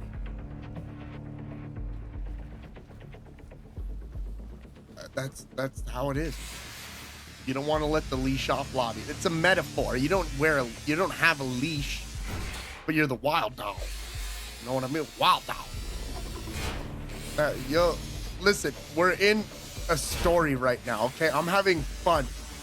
I want to see where this goes. We got them on the ropes. You guys want to back out now? We got him on the ropes. I didn't even know that Dylan could do this, and I'm having a fucking blast right now. He hasn't said a single mean thing to me lean in in a while. close, a fierce look in your eyes as you say, "Listen, man, I'm just trying to help you here. Me, Wolf, and Rick, we're not here to cause mayhem. Rick's kind of scary, sure, but you don't understand. Lottie, she could take out everyone in this area in about 20 seconds if I let her off the leash." The cultist's eyes widen in fear, glancing nervously at the woods where Lottie probably lurks, itching for more chaos. You continue. "So here's the deal. Tell me what's going on in this town and where to go to learn more, or I'll have to let the leash off Lottie, and trust me, you don't want that." You can see the wheels turning in the cultist's mind. It's as if he's weighing the impending doom of unleashing Lottie against whatever dark secrets he's clutching tightly. The remaining cultists murmur amongst themselves, unsure of how to proceed. Finally, the cultist swallows hard and says, Okay, just don't let her loose. There's a hidden chamber beneath the town's old clock tower. That's where the real cult operates. They're even more powerful than we are. They perform rituals that influence the town. Please. And if you want answers, that's where you need to go. Now, get out of here before more people die, he adds, glancing nervously toward the remnants of his fallen comrades. With this newfound intel in hand, what's your next move, Electric 4? Will you head straight to the clock tower, or do you need to regroup and plan first? We start leaving, walking towards the edge of the forest. Lottie, quickly turning around, goes back and kills every single one of the cultists without a single moment of hesitation. I'm talking about 1,000 people. And then we go to Taco Bell to discuss our next move. It's the Taco Bell, dude. It's the fucking gordita crunches. That's what's getting us. It powers us. It's like Scooby snacks. I felt like Lottie snacks was a bit degrading, so I didn't want to continue with that. The cheesy gordita crunches is the way to go.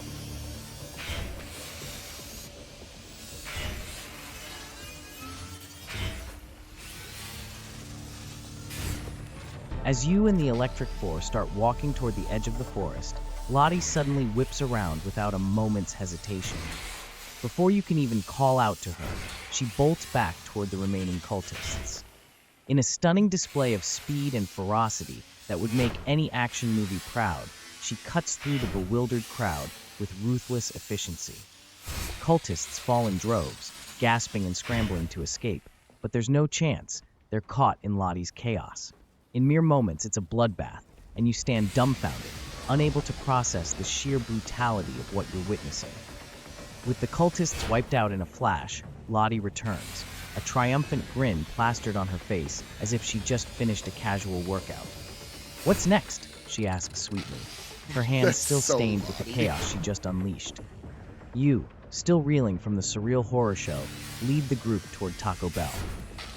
Once inside, you plop down at a booth, staring at the menu like it's some kind of holy scripture while the craziness of the night settles in. Rick glances at his Steam Deck, still gripping onto a sliver of sanity, while Wolf contemplates the bizarre choices that Rick, have I led don't him to even this tell him moment. anything about Rick. So, what's our Yeah, next it's move? up to He Steve finally then. asks, his voice a mix of apprehension and disbelief. What do you want to discuss with your merry but increasingly unhinged group over a taco feast? I'd talk about how our next move needs to be a big one. We've already found out some important information and we've wiped out the cult. Meanwhile, Lottie, who's fiending over dinosaur chicken nuggets covered in blood, has started talking about how she thought it was hilarious when the last cultist was crying out for his life and she just ignored it. Wolf, he's checking his phone to see what the status of the server room he takes care of at work is. And Rick, he's finally starting to win again and calm down. We need Rick to level out. Dude, I don't think platform's a good idea. Because in the future, they could do like respawning shit, although that doesn't seem to be the case. This is a horrifying realization. You realize, like, if these bases don't have any kind of respawning resources, we're fucked. Because if I make the wrong things, we could fucking soft lock ourselves. You lean back in the booth, gathering the Electric Four around for a serious discussion about your next move. All right, team, this needs to be a big one. We've already found some key information, and we just wiped out that cult. We can't let this momentum die down. As you speak, you glance over at Lottie, who's happily munching on dinosaur chicken nuggets, gleefully covered in blood. She shrugs and casually recounts how hilarious it was when the last cultist pleaded for mercy. "I just ignored him. It was so ridiculous," she chirps, clearly relishing in the chaos she created. Wolf, not one to be fazed by the bizarre horror unfolding, is intently checking his phone, just making sure the service room at work is still under control. The He service mutters, room. his mind clearly split between your wild adventure and his responsibilities. Rick, finally recovering from his Helldiver's meltdown, sits back with a satisfied grin as he casually mentions the new winning strategy he discovered. "It's all about positioning, you know? I figured it out." His gaming triumph seems out of place amidst the mayhem, It is. but you can tell he's glad to have something going right, at least in that universe. "All right, enough distractions," you insist, snapping them back to focus. "We've got a lead on that hidden chamber beneath the old clock tower.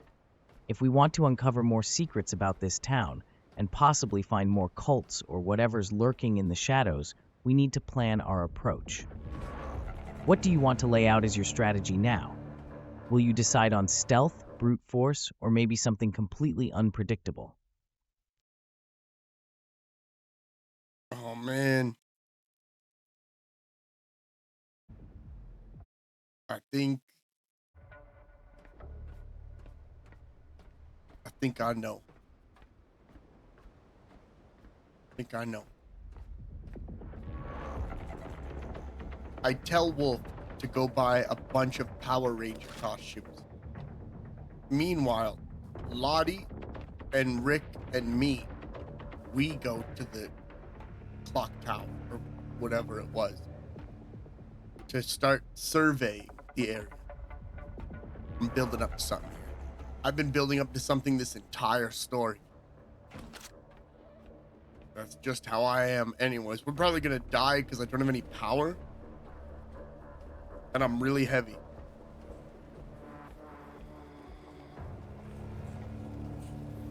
And the leeches are coming. I can hear them. The leeches. Not the leeches.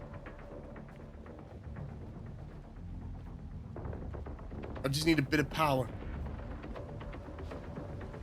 I can't let them on the boat. You turn to Wolf and say, "Hey, can you go buy a bunch of Power Ranger costumes? We could use some flair for this next part of the mission."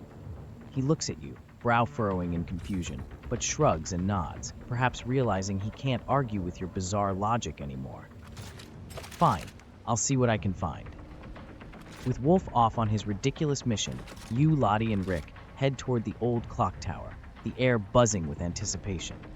As you approach, the towering structure looms ominously in the darkening sky, its clock hands frozen in time.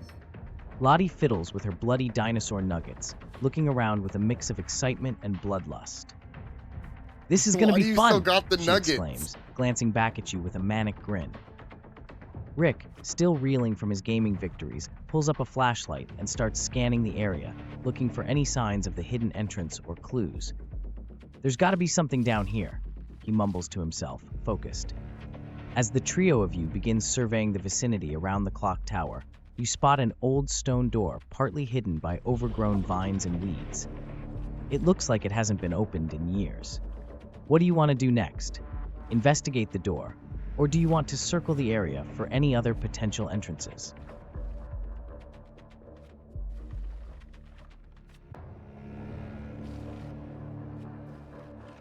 I turn around and I ask Lottie, Wolf, and Rick what they want to do. Or no. Rick's chill now. Wolf isn't here. I ask Lottie and Wolf what they think I should do. That was my bad. I forgot Wolf's not here in the story at this point. God damn, I hate waiting in a fucking shipping container for these assholes to die.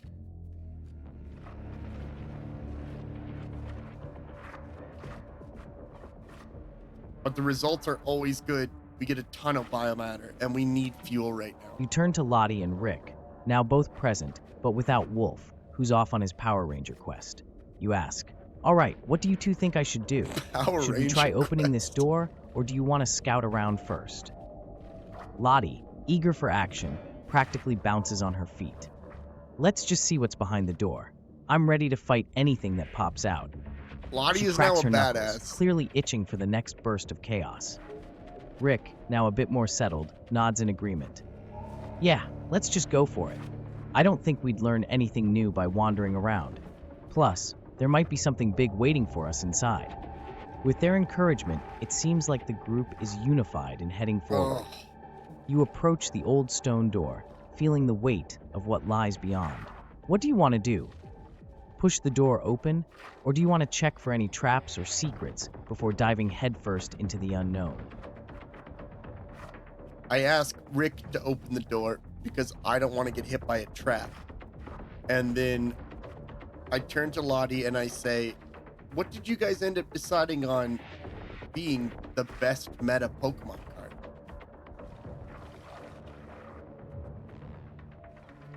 You guys had to have come to some kind of understanding.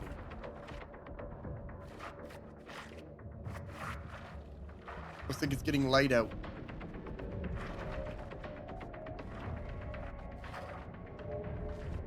Could be. It is. You turn to Rick and say, "Hey, can you open the door? I really don't want to get hit by a trap or something crazy." Rick gives you a nod, stepping up to the ancient stone door and gripping the asked handle. them. With a slow, creaking motion, he pushes the door open, revealing a dark, dusty passageway that seems to stretch into the abyss. As the door swings wide, you turn to Lottie with a playful grin and ask, "So, what did you guys end up deciding on as the best meta Pokemon card?" Lottie chuckles. "Honestly, I think we landed on Gardevoir. That thing can dish out some serious damage and has great support." Rick rolls his eyes slightly, still focused on the doorway. "Definitely a solid choice, but I still think Charizard has its merit in the new meta. It all depends on the strategy, you know?" You smile at their banter, momentarily easing the tension before diving into whatever awaits you in the passage. The air is thick with dust and anticipation, and it's clear that whatever lies ahead is going to be significant. What do you want to do next? Step into the dark passage first, or do you want to strategize with Lottie and Rick a bit more before proceeding? All right. All right. I know what I want.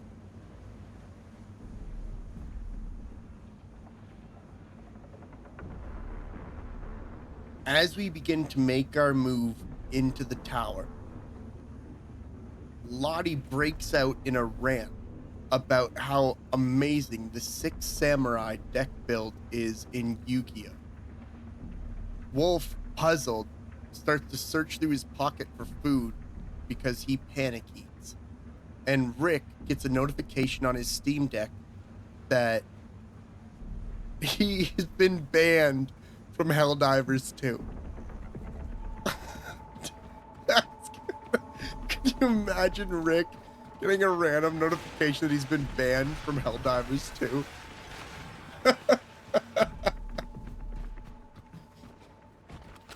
That one's cursed. That's too far. He'd blame you. He'd blame everyone.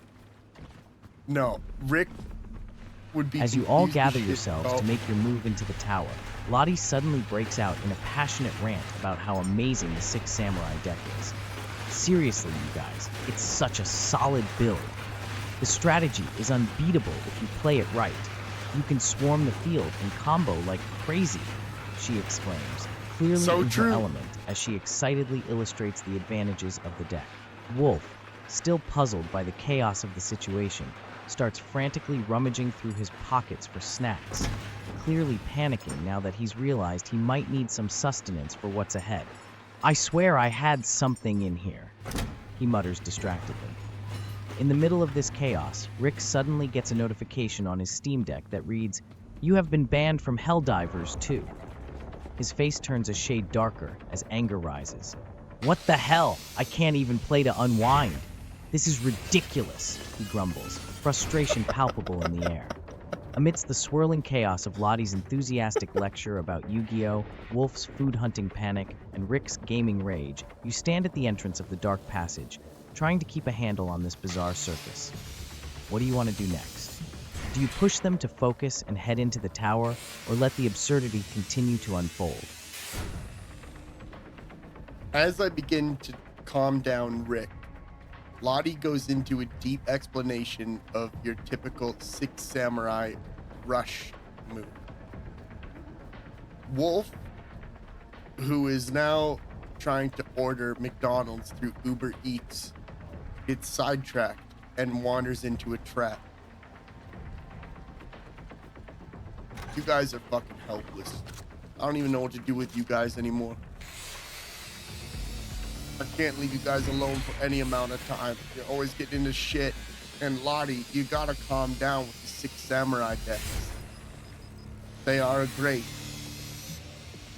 But we're busy.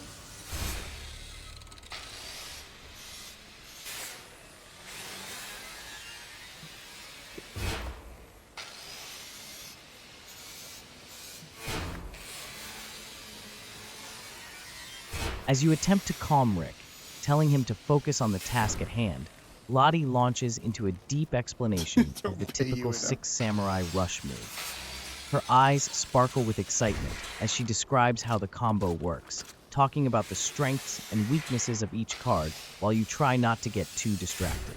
Meanwhile, Wolf, still caught up in his mission for snacks, gets sidetracked and wanders a bit too far into the darker recesses of the passageway. Suddenly, he triggers a hidden trap. A series of spiked logs swing down from the ceiling, narrowly missing him as he realizes too late that he's strayed from the group. Holy, he yelps, diving out of the way just in time, but looking thoroughly shaken as he stumbles back to where you and Lottie stand. Watch where you're walking, man. There are traps everywhere, he warns, now wide-eyed and scrambling to reunite with you. Lottie, oblivious to Wolf's near demise, continues her rant about the Six Samurai strategy, fully engrossed in her own little world. In the meantime, you're left trying to decide whether to bring everyone back to focus or to keep going deeper into this eerie passage. What's your next move? Reign in the chaos or charge ahead to face whatever traps and horrors lie in the depths of the tower. I'll fucking tell you what my next move is. You guys don't understand is the problem. There's some good shit going on.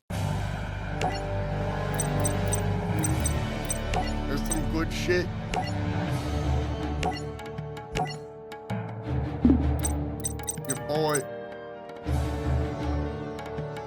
Your boy. I'll fucking tell you, there's some good shit. The only game I've gotten all the achievements on. The 6 Sams. You want to know what makes the 6 Sams so good? Is they flood the board. Get the fuck out of here. I'll go second. I don't even need your blessing.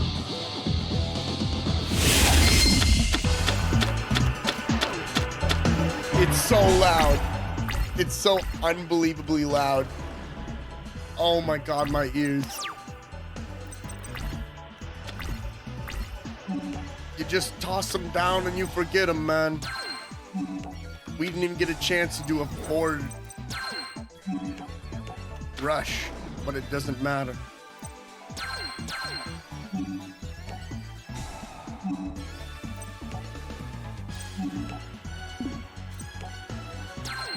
We take them off. We put them on. Get the fuck out of here. The 6 Sams is the best deck.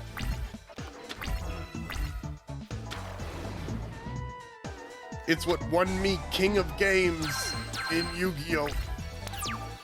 The 6 Sams is the best. You're fucked. Yeah. We can't attack because they got the Swords of Revealing Light. For 3 turns, I can't attack. I don't know what that shit does, but you don't get to use it. You activated my trap card.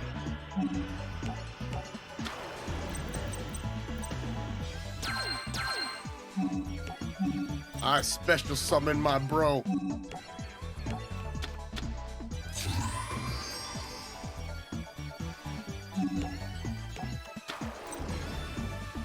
Now, I kill you. Oh, I can't even initiate a battle.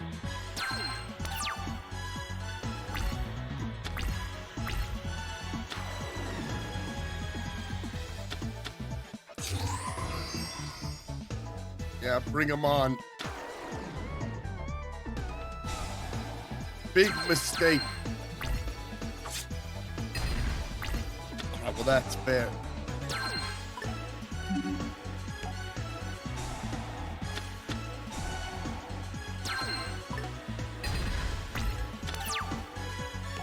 Alright, well, hold on. That wasn't a good representation. Listen, I know we've got sidetracked, but you need to understand, Lottie brought this up, not me.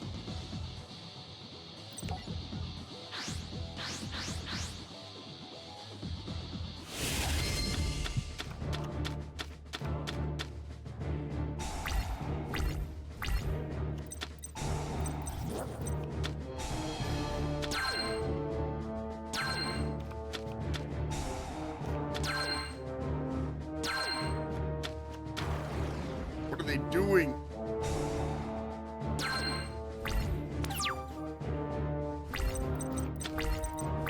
Obviously.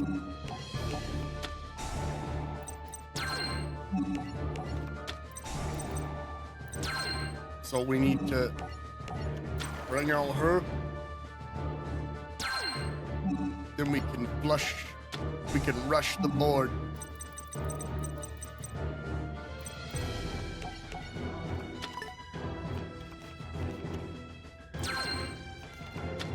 On the next turn.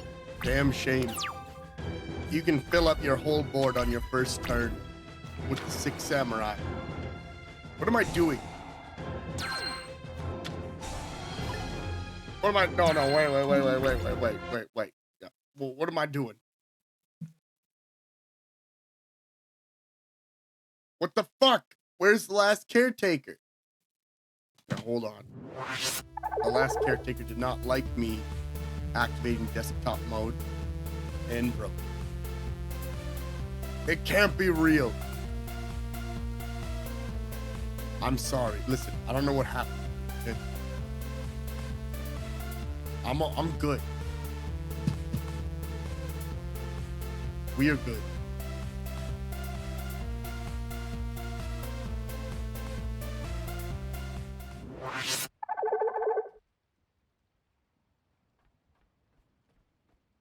We're good. What was I supposed to do next, Dylan?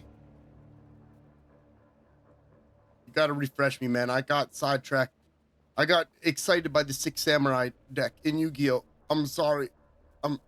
Dylan, I'm sorry.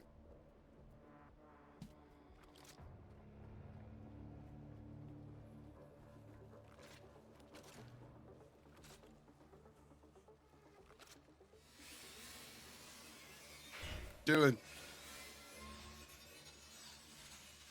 Given the chaotic situation you found yourself in with the Electric Four, you might want to decide whether to try to regain focus and safety, or just charge ahead crazily into the unknown. Oh, I remember. Here are a couple of options. Regroup and focus. I remember. You could gather everyone to emphasize the importance of staying alert and being cautious given the traps and dangers in the tower. Maybe break Lottie's rants about Six Samurai and ask Okay. everyone to strategize before moving further. Charge ahead. If you're feeling bold, you could just decide that the best way to handle the chaos is to push forward deeper into the tower, seeing what kind of traps or surprises await, while Lottie continues to explain her favorite strategies. Investigate the trap. You could also choose to check out the trap that Wolf triggered, looking for any clues about the mechanism or what other traps might lie ahead. What's your choice? The Electric Four is looking at you for guidance. I decide we're gonna raid the tower. But before I do, I tell Lottie to stop talking about the Six Samurai or anything to do with Yu-Gi-Oh! Meanwhile, Lottie starts going on to a tangent about her favorite bands and what her favorite songs are. Wolf, he's returns from his journey with all of the costumes. And Rick, finally calmed down, decides that the whole building is made out of code. And he just needs to try and figure out how the code is programmed. I don't know. I'm not a fucking designer. I don't know. LMAO my Vans.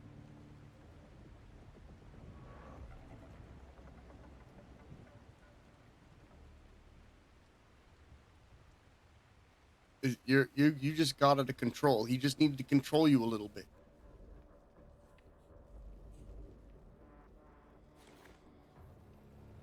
Oh, I can turn my light back on. You decide it's time to raid the tower and summon your best commander voice. Damn. All right, listen up. We're raiding this tower. And Lottie, for the love of all that is good, can we please drop the Six Samurai talk? Just focus. But before you can catch a breath, Lottie dives into a new tangent, excitedly listing her favorite bands and songs. Oh, and you know what else is amazing? My go-to playlist includes some killer tracks. Like, have you heard this one song by insert made-up obscure band name? You throw your hands up, half amused and half exasperated. But before you can shut her down, Wolf returns triumphantly, arms loaded with Power Ranger costumes. Look what I found, he declares, surveying the group. It certainly adds a surreal touch to the gathering. Meanwhile, Rick finally calms down, peeling his eyes away from the Steam Deck for a moment. You guys don't get it. This whole building is made of code. I just need to figure out how it's programmed to find out what the hell's going on here. He sounds oddly determined, a strange light in his eye. With Lottie lost in her music, Wolf flaunting his costumes, and Rick trying to decode the very structure you're standing in, you consider your next steps for the raid. How do you want to proceed? Do you want to lead the charge, lay out a tactical plan, or let the absurdity continue to spiral? I quickly turn to Wolf and tell him that I didn't actually need any of the costumes and no one is dressing up. I just didn't want to see him for a while. And then I turn to Lottie and I ask her, if I really asked you, how quickly do you think you could kill everyone in this building except for the guy I need to talk to, the head person? That's what I want to know. But yeah, that whole Power Rangers costume hunt I sent Wolf on, I just didn't want him around for a while. I just didn't want him around for a while. So that meant nothing. He's been searching for like a day and a half. You'll definitely be on a watch list. You're beyond watch lists. Like you don't even get put on them. The government is too afraid of you to do anything about you. That's like your kind of thing in this story. Is you are like the most dangerous person to probably ever exist. You You're a quickly pivot to badass. Wolf, shooting him a stern look. I didn't actually need any of those costumes, and no one is dressing up, all right? I just didn't want to see you for a while. Wolf looks mildly hurt, but shrugs it off, trying to maintain his excitement as he realizes he's no longer the center of attention. Turning to Lottie Yeah, with a serious accurate. expression, you ask, okay, but really, how quickly do you think you could take out everyone in this building, except for the head person I need to talk to? Lottie's eyes light up with enthusiasm at the Yeah, question, it and she would. quickly starts calculating. Honestly, if I got going, I'd say maybe a minute, two at most. I can just slip in and out, stealthy like. I've been itching for some action. Her eagerness is palpable, and you can almost see the visions of glory dancing in her head. Rick watches with a mix of disbelief and admiration, but he focuses more on trying to decipher whatever codes might be at play in the tower's construction. Lottie, remember? It's probably not that simple. We don't know how many guards or traps there are, he says, attempting to temper her excitement. What are your plans now? Do you want to give Lottie the go-ahead for her mission, or lay out a more calculated approach before diving headfirst into the madness? I look at Lottie with full confidence in my eyes and I tell her, even though I know you're hungry, I want you to go in there and I'll give you a minute and 45 seconds to stealthily kill everyone in there.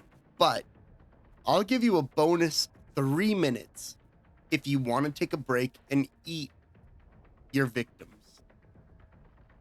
I don't have an issue with cannibalism. So go nuts, come back. You get a total of, let's say, 4 minutes, 45 seconds. And if you do it, I'll take you to a concert of your favorite band. I want to see how she reacts to this. This is going to be nuts. We're about to see like a fucking anime fight going on right now. She's going to rip them apart in 4 minutes and 45 seconds. It's going to be nuts.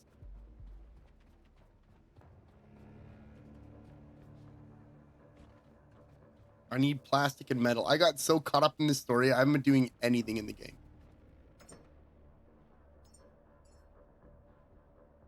Aluminum. There we go. I need to open the door.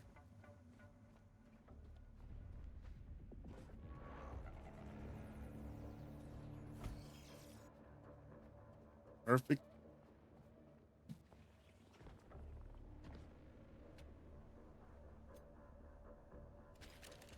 He's thinking. He's thinking about the next part.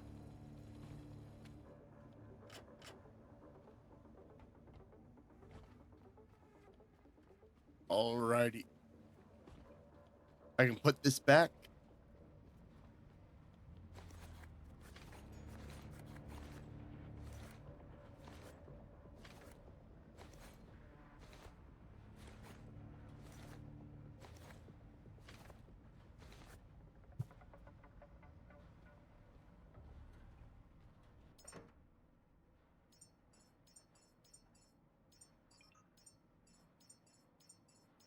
Oh shit.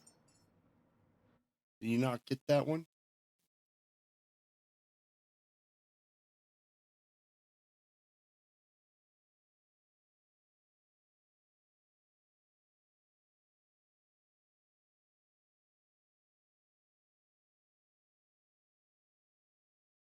Dude, I think he's like thinking about what to do because he registered all of that.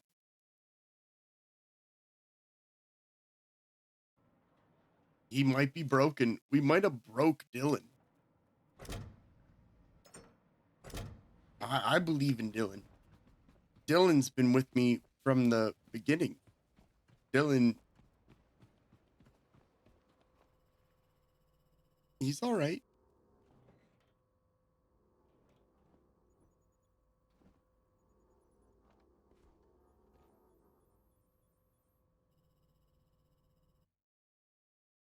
Oh my God.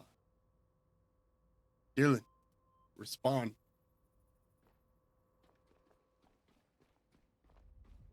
You gotta, you gotta have something, man.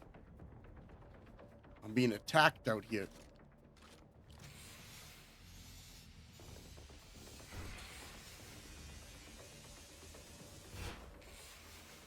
We might have broken with that one.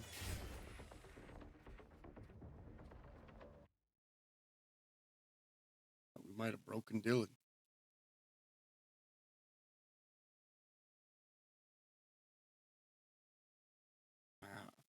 I don't know what to tell you guys.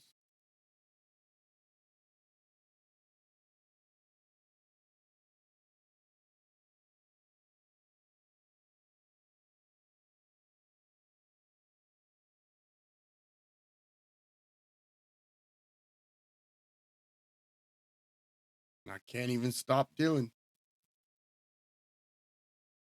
We broke Dylan.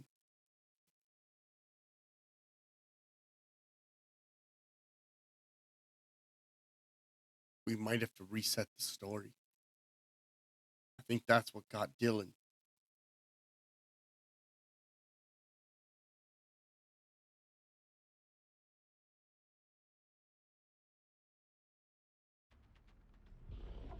Dylan, speak to me.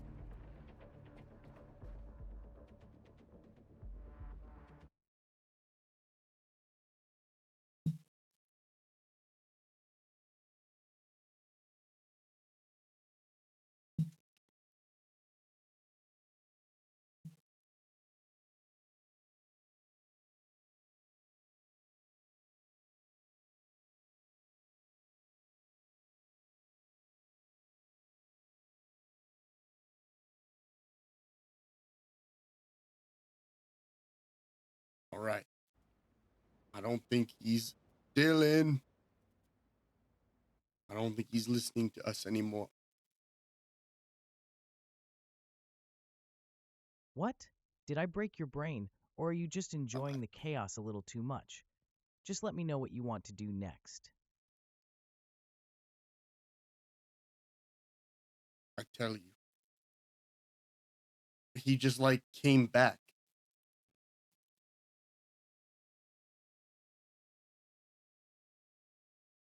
He just like came back. I was looking up ways to like terminate Dylan, and he came back.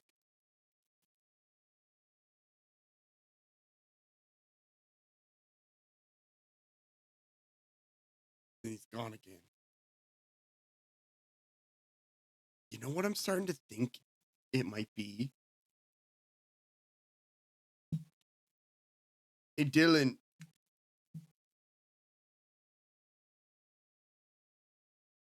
hey Dylan, I want to see something here.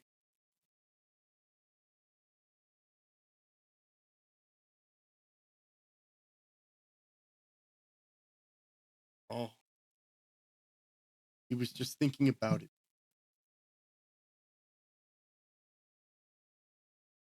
Hey, sorry about that. Let's get back into it.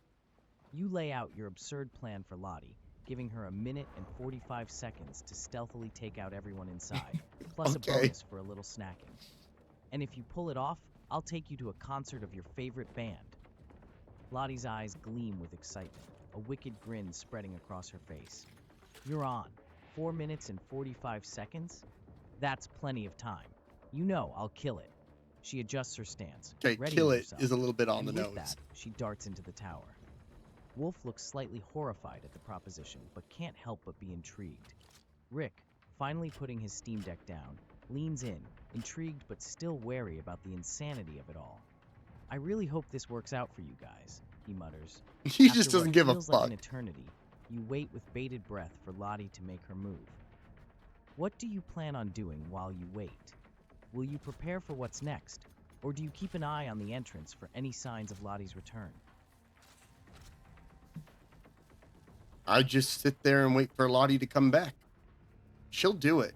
I know she can. I mean, I don't even know why they're asking me. Lottie will come back, and she will have done it. That's just how Lottie is.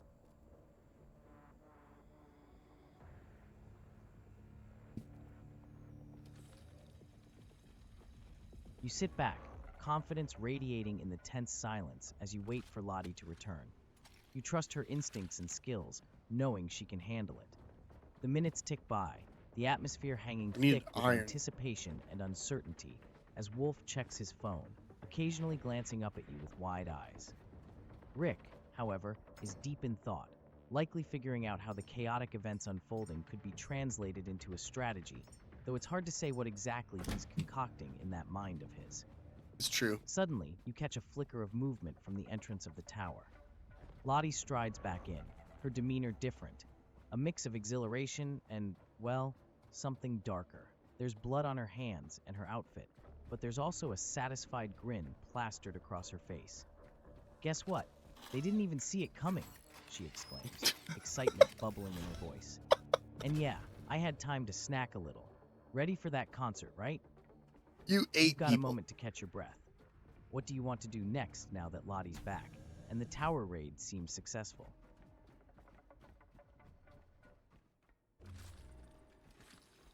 I asked Lottie how many people she ate during all of this. And then I turn to Wolf and tell him that I'm really thankful he gave me his sweater as I give it back to him. Although I also tell him I accidentally peed on it.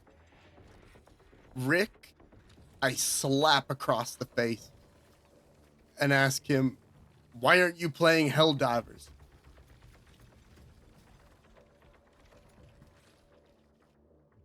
You can keep it now, Wolf.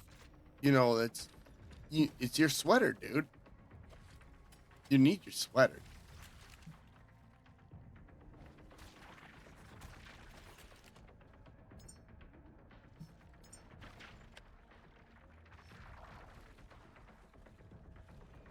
You turn to Lottie, curiosity piqued. So, how many people did you actually eat during all of this? You ask, half expecting an absurd number. She grins mischievously and counts on her fingers. Let's say 3? And they were quite tasty. Still riding the wave of ridiculousness, you then turn to Wolf. Lottie, handing him you're a back his freak. sweater. Thanks for this, man. I really needed it. You pause dramatically and add, oh, and I accidentally peed on it. Wolf's face drops, a mixture of horror and disbelief flashing across his features. You what? Finally, you pivot to Rick and give him a sharp slap across the face. Why aren't you playing Helldivers right now? You demand, the question dripping with exasperation. Rick rubs his cheek, looking bewildered. Because I thought I could help, but clearly, this is a different level of chaos. He shakes his head, trying to recover. With the chaotic reunion settling, what's your next plan?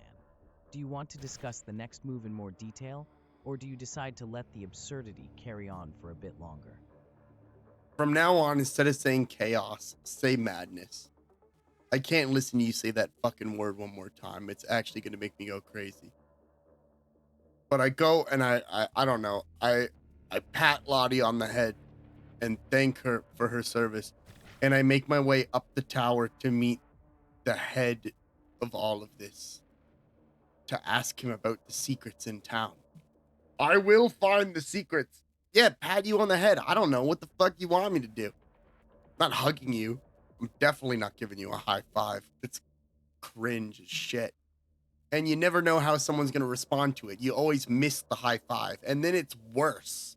So I'll just fucking pat you on the head or something. I don't know.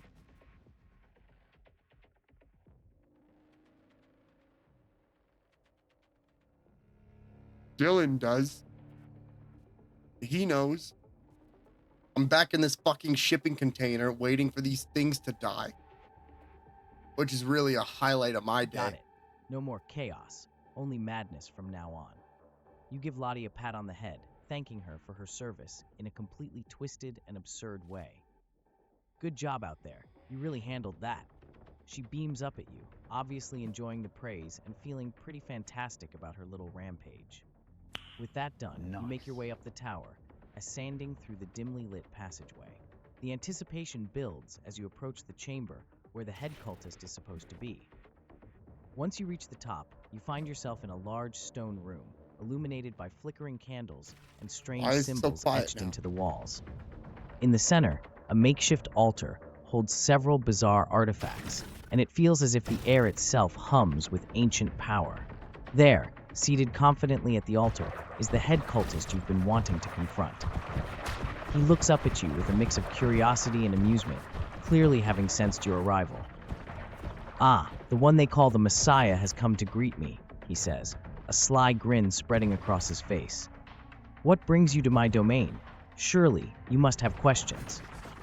What do you want to ask him about the secrets of the town? Do you pressure him for answers? Or do you plan to use your previous antics to negotiate your way into revealing the mysteries?" I tell him that I have had my holy soldier kill all the non-believers, and I, the true Messiah, am here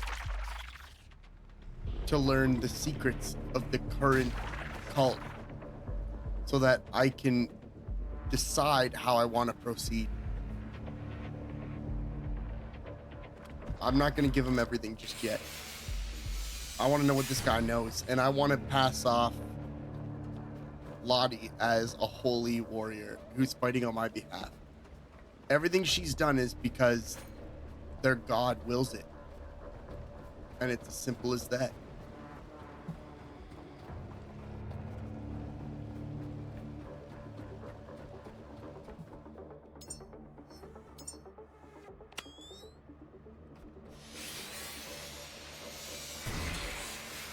I'm here for everything.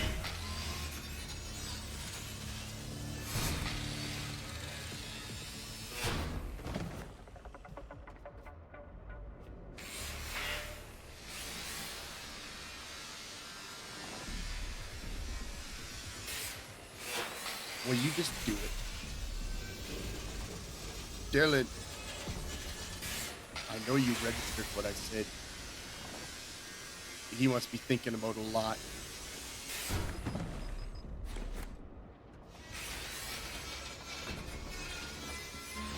I think Lottie threw him for a loop. She's such a complex character. I need an antacid. I need to go to the bathroom too, but I'm like waiting for him to respond. I did set him so that he can respond in up to 100 sentences. That's why I think he's taking so long to think about things.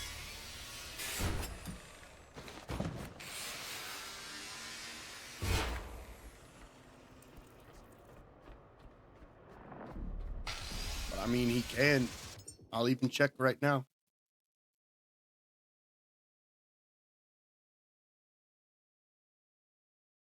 Ways to talk to me. Listen, you're a complex character. He needs to figure it out. Maybe that was too much what I set him for, and it's causing him to bug out.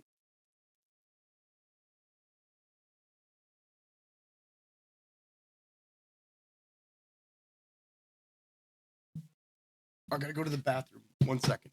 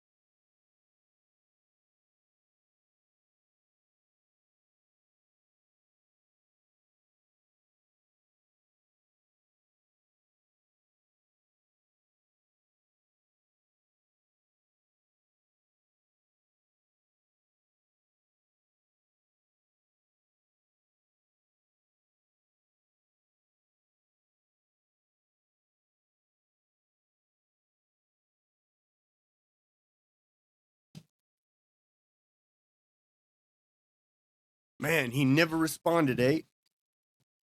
Did we, like, bust Dylan right up? Dylan!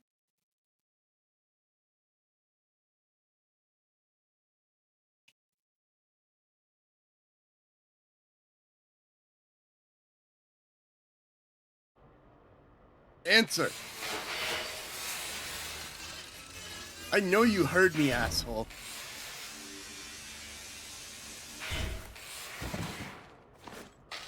You stand tall, looking the head cultist dead in the eye as you proclaim, I have had my holy soldier eliminate all the non-believers, and I, the true Messiah, am here to learn the secrets of your cult so that I can decide how I want to proceed. The head cultist raises an eyebrow, clearly intrigued yet cautious of your bold declaration. Everyone's dead. Is that so? He replies, a mix of amusement and skepticism lacing his voice. You truly think you can just waltz in here and take what you want?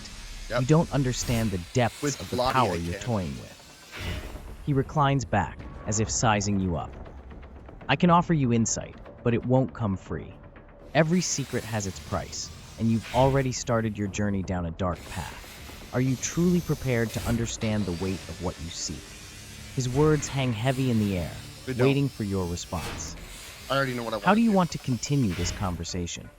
Will you negotiate for the secrets, take a firmer stance, or try to manipulate the situation even further? I call Lottie up.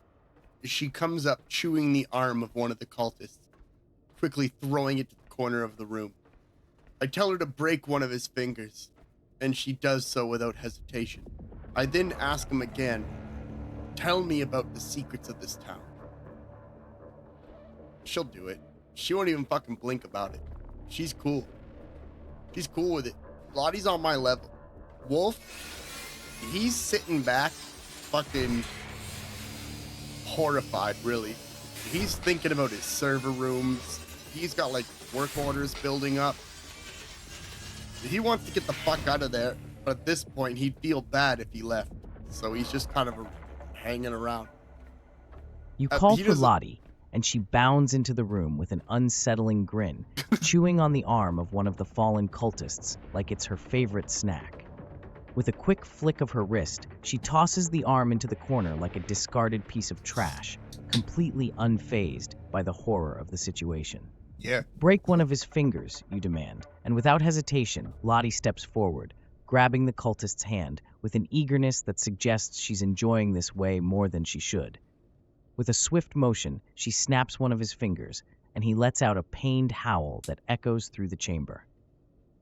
Now, tell me about the secrets of this town, you press, your voice steady and commanding as the head cultist winces in pain but meets your gaze defiantly. All right, he gasps, struggling to maintain composure. Yeah, good There are call. darker forces at play in Eldridge Hollow. The cult What do you you've mean just I'm worse? eradicated was merely a pawn in a much larger game. I'm A not game worse. centered around an I ancient haven't being done known anything. as the Harbinger. The rituals we performed were meant to keep it at bay, but your actions may have disrupted that balance. He takes a shaky breath.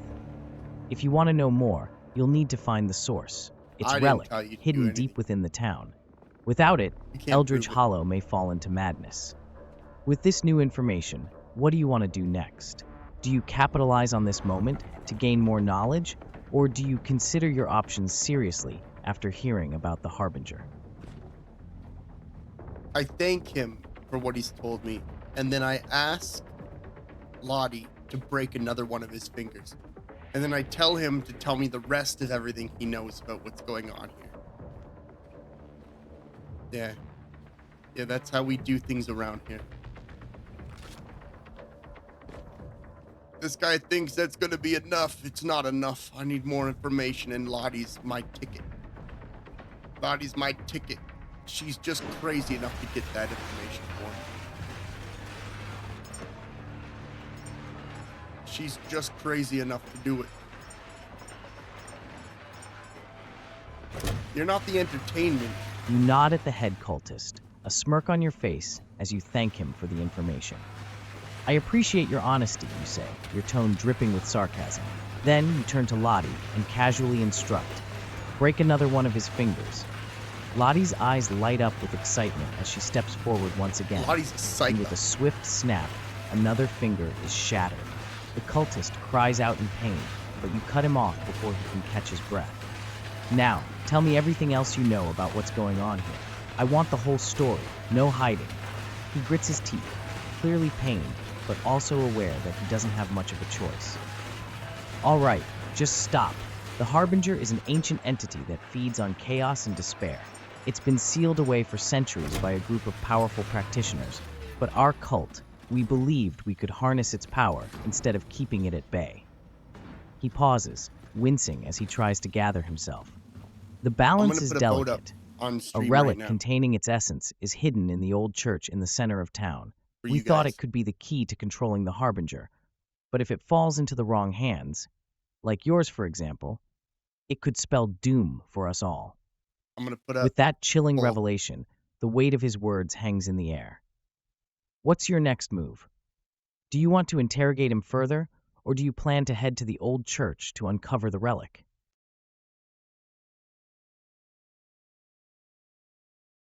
All right, I'm gonna give you guys a minute to vote. I think that's being generous. This is gonna be your deciding factor for the story.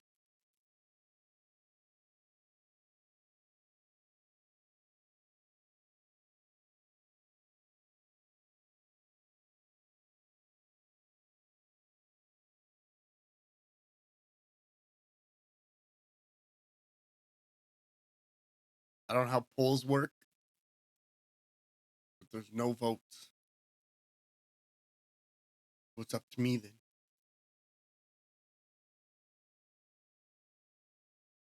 Okay.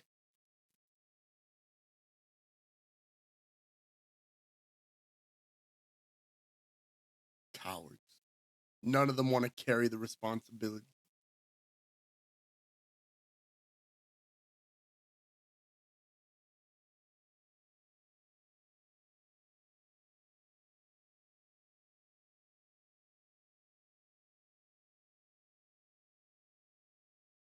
Understood. Understood.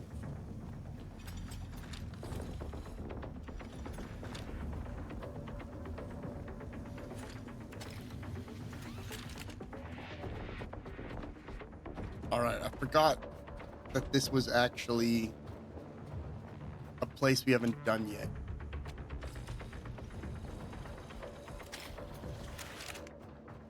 I'm gonna wheel that back in. All right. We leave the priest behind, deciding to spare him, and leave the tower, although we've lost sight of Lottie. We quickly glimpse Lottie coming back to the group, acting as if she had always been there, quickly tossing the head of the leader into the bushes. And we progress to Taco Bell to discuss our next move. At every step, Taco Bell. Those cheesy Cordita crunches. We need them.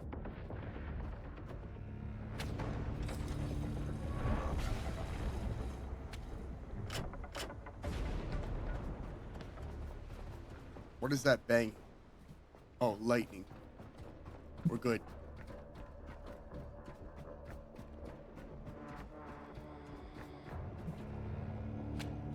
You decide to spare the cultist, leaving him behind in the tower with all his secrets. As you step out, you realize you've lost sight of Lottie, but before panic can settle in, you spot her returning to the group with her usual swagger. She casually tosses the head of the usual former swagger. cult leader into the bushes, acting as if she'd been there all along. "Hey guys, what did I miss?" she questions, feigning innocence. You can't help but chuckle at her antics as you all begin to make your way back toward Taco Bell to regroup and discuss your next move. Once inside, you plop down at your usual booth, the chaos of the night still buzzing in everyone's minds. Lottie excitedly shares bits and pieces of what she did while you weren't looking, and even though it's macabre, it adds a strange thrill to the atmosphere. You glance around at your We crew, just accept Wolf trying to make sense of and his food love situation, Lottie, Rick still fixated on his gaming discontent, and Lottie reveling in the carnage she's left behind. All right, team, you begin, ready to lay out your next grand plan. We need to figure out how we can get to that relic in the old church and keep the Harbinger contained. What do you think our strategy should be? I turn to Wolf and apologize for ignoring him for so long, and ask him if he has any plans to get the relic. We haven't been getting enough input from Wolf. I've just been enjoying ruining Lottie's life. Well, not even ruining it. Lottie's become a badass. But she kills way too eagerly. She's pumped.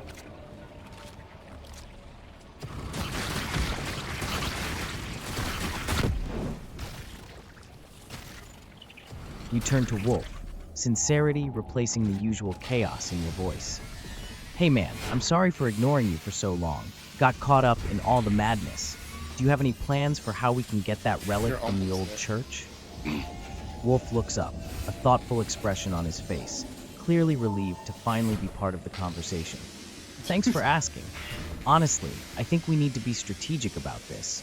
If the cult has been guarding it, there's a good chance there are traps or more cultists around it. We should scout the area first and see what defenses they've set up. Such a Maybe Wolf use answer. stealth to our advantage. He pauses, glancing around as if considering the others. And if things go south, we should have a quick escape route planned. No offense, but with this group, we might need it. Lottie nods along, biting into another dinosaur nugget. I'm all for stealth. She until still I has can't the be. nuggets? Just let me know when it's time to unleash the chaos again. What a fucking Rick finally psycho. chimes in. If I can She figure out how to still manipulate the has them. terrain and use it to our advantage, we can keep any unwanted surprises at bay as well. But I need backup, especially if those traps are That was coded. like 4 days ago. Feeling the momentum of collaboration, you can see the determination forming in their eyes. What will your strategy be? Will you lay out the plan for scouting, or do you have another approach in mind? Nah, Dude, it's just, it's giving attention where attention's due. I ask Wolf to go and scout out the area, and if he sees anyone that notices him, to take them out.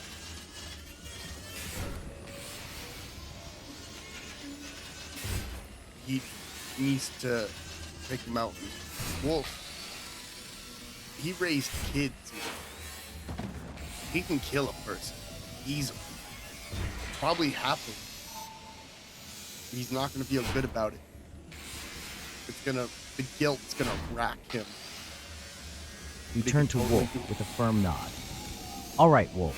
I want you to go scout out the area around the old church. If you see anyone who notices you, take them out. We need to be sure it's clear before we make our move. Wolf nods, determination in his eyes as he stands up, adjusting his gear. Got it.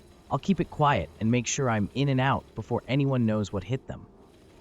With one last look at the group, he heads toward the exit, disappearing into the darkening streets as he begins his reconnaissance.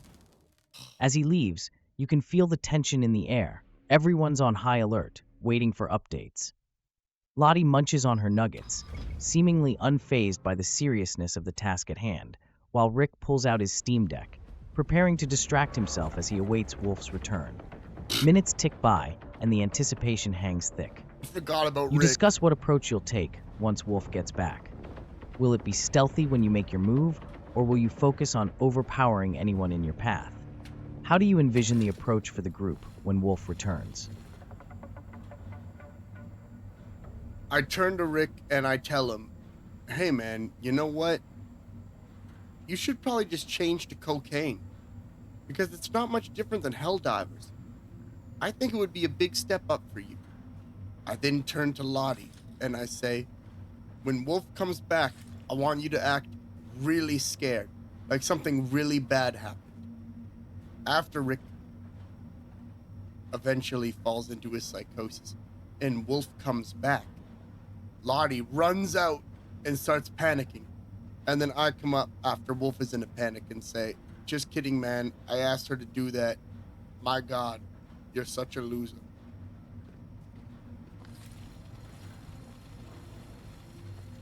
I I don't know why I'm like this. I don't know why I'm built like this.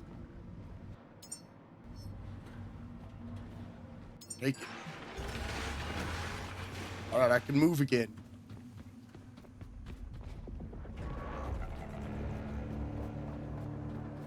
We're at this stage. Okay, we need to build up power on 2 levels, but it's going to be tough because of the elevator.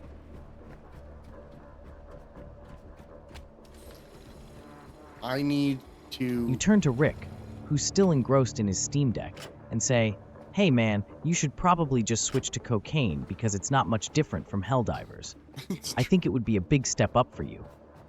Rick blinks, a blank expression on his face as he tries to process your bizarre suggestion.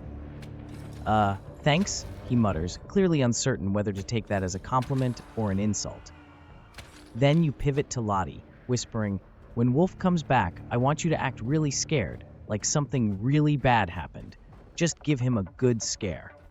A short while later, you all manage to maintain the semblance of calm while eagerly waiting for Wolf's return.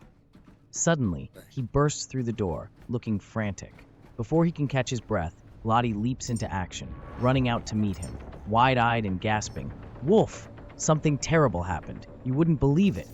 Wolf's eyes dart, panic washing over his face. "What?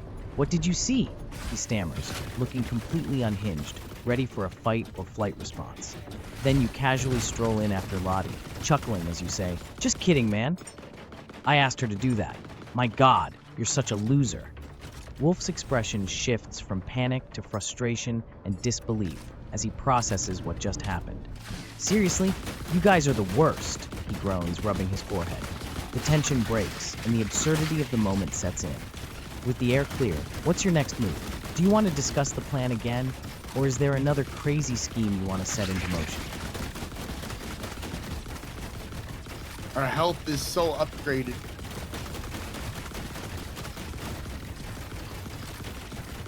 I'm just gonna tank it. Yeah, sucks for you. Sorry, can you say that again? I was busy living the fucking dream. Tell me what you want again.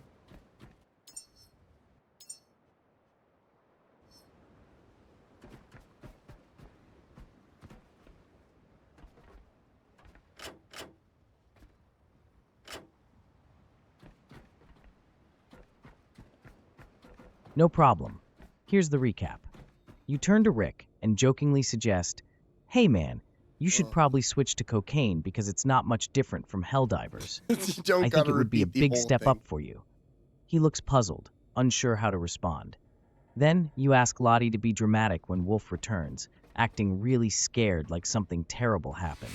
When Wolf bursts through the door, looking frantic, Lottie runs up to him, wide-eyed and panicking, stating, "Wolf, something terrible happened. You wouldn't believe it." Caught off guard, Wolf starts to panic and demands to know what's wrong. That's when you casually stroll in and say, "Just kidding, man. I asked her to do that. My God, you're such a loser." Why does he change the voice like that? Wolf's expression goes from Makes me panic sound like to a loser. frustration as he processes the absurdity. The tension I'm a eases, winner. and now you can decide what you want to do next. Discuss the plan again or unleash another wild scheme on your motley crew. What's the next move for the Electric Four? I say, okay, let's cut the bullshit. I'm gonna go up, I'm gonna talk to the leader. "Wolf, you cleared everyone out, right?" Wolf responds, "Yeah, I got them. And you wanna know what else? Some of them were cute." I look at him puzzled, wondering what the fuck that was all about.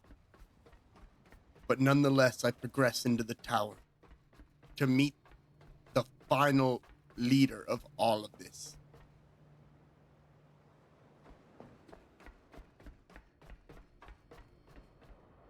This is just the natural path of the story. I'm trying to think of how I'm going to do this because it's going to be such a pain in the ass because of the height of the tower. I'm thinking these metal pieces on the side.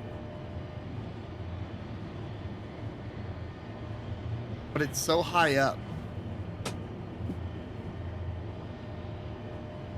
You take a That deep breath, cutting through the nonsense around you. All right, let's cut the bullshit. I'm going up to talk to the leader. Wolf, you cleared everyone out, right? Wolf nods confidently. Yeah, I got them. And you want to know what else? Some of them were cute. You give him a puzzled look, momentarily thrown off by his bizarre comment. What the fuck was that all about?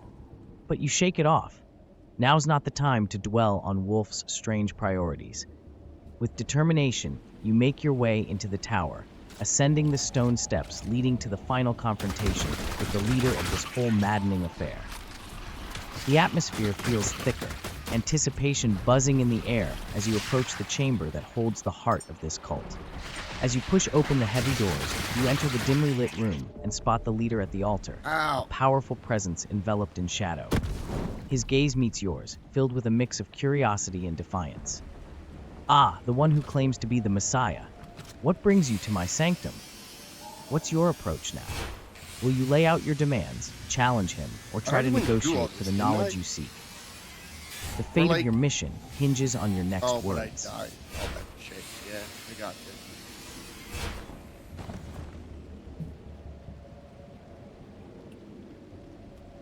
I tell him that we have gotten rid of the non-believers. And I am here to pass on a message to him specifically. And it's up to him what he wants to do. But it is a word from our God. I'm gonna end this. I'm gonna end this. He won't be able to resist.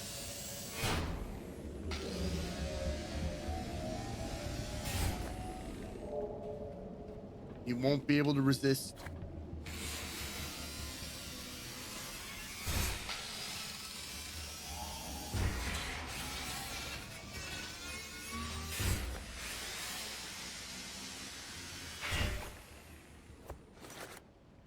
We need the resources.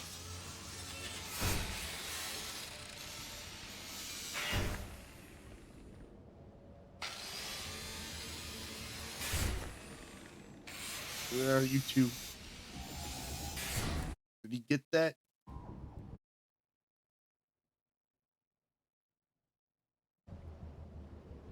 Dylan. Dylan. I know he heard me. Holy shit, there's so much stuff up here. This is such a good haul. Oh my god, there's shit everywhere. Oh, this is so good. You step better- forward confidently, addressing the leader directly. We have eradicated the non-believers, you proclaim. I am here to pass on a message to you specifically. It's up to you what you want to do with it, but it is a word from our God. The leader raises an eyebrow, intrigued but cautious. A word from our God, you say? Quite bold of you. You can see him weighing your words carefully, assessing whether to take you seriously or dismiss you entirely. The room feels charged with tension, as if the very walls are holding their breath. What message could possibly be important enough for me, especially after what you've done to my followers? He presses, a mix of curiosity and defiance in his tone. How do you want to convey this message? Will you tell him the truth, manipulate the situation further, I'm gonna tell him or the truth. perhaps make a bold declaration that will solidify your standing as the supposed Messiah? I'm gonna tell him the truth. I turn to him and I tell him, I don't care if you think I'm crazy. I have heard the word of our God, and I have been touched by him. And I am here specifically to tell you that you need to make a change. You are to become the manager of the local Chick-fil-A.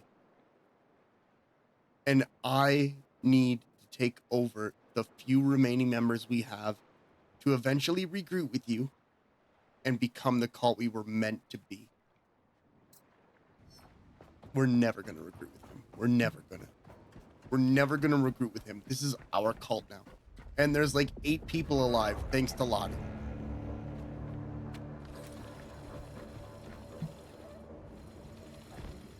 It's like 8 people.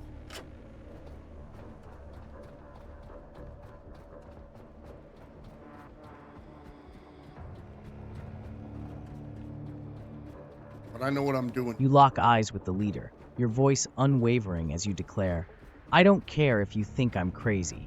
I have heard the word of our God, and I have been touched by him. I'm here specifically to tell you that you need to make a change. You are to become the manager of the local Chick-fil-A. The leader blinks, clearly taken aback, his expression a mix of Why confusion taken and aback? disbelief. The what? He stammers. A fast food chain? You're joking. You press on, your conviction growing stronger. No, I'm dead serious. You need to take charge there and help us regroup. I want to take over the few remaining members we have and eventually merge our efforts. Together, we can become the cult we were meant to be. The leader stares at you, processing your bizarre and absurd proposal, disbelief coursing through him. You can feel the weight of the moment hanging delicately in the air, and there's a hesitant silence as he contemplates your words. What makes you think I'd abandon my calling for fast food? He finally asks, struggling to reconcile the madness of the situation. What do you want to do next? Push your argument further, charm him into compliance, or prepare for a possible confrontation.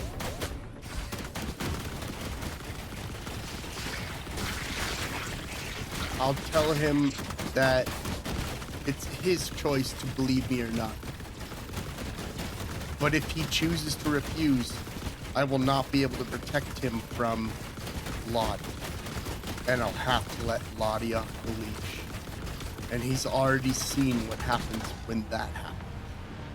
I tell him that he must become the manager of the local Chick-fil-A, or else this is the end of everything.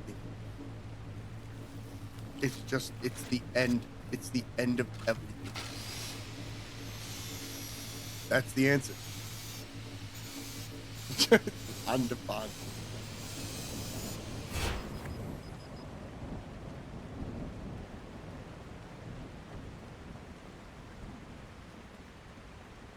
Yeah, they really got him.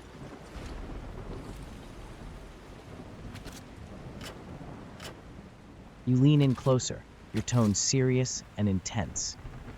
It's your choice to believe me or not, but if you refuse, I won't be able to protect you from Lottie, and I'll have to let her off the leash.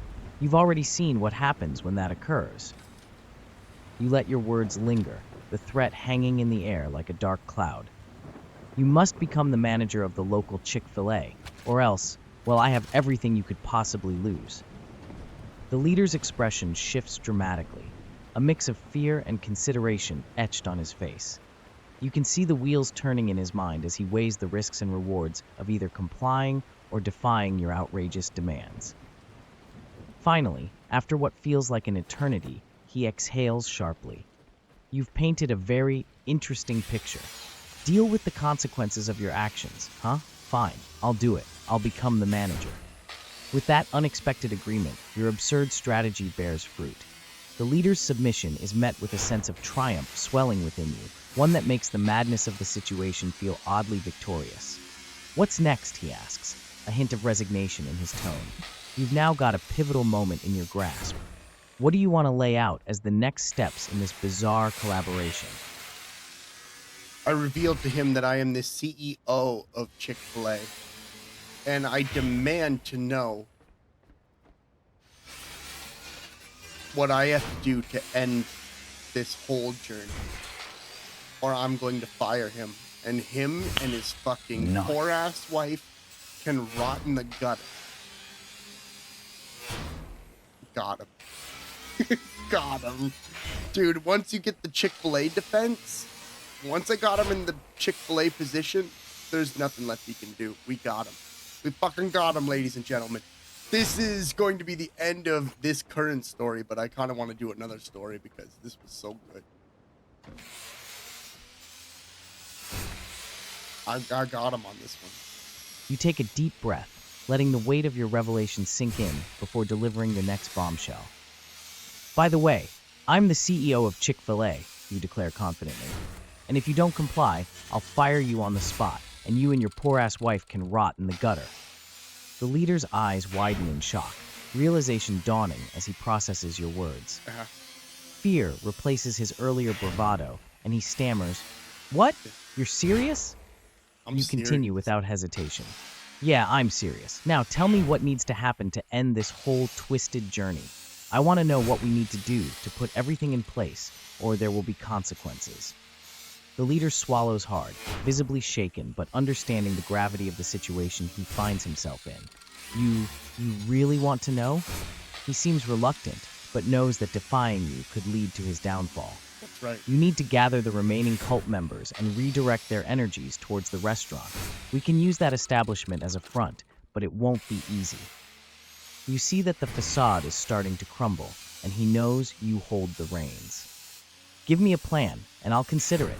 But you better make it convincing, you assert, prepared to steer this madness to a conclusion. What's your strategy moving forward, and how do you want to solidify your control over this erratic situation?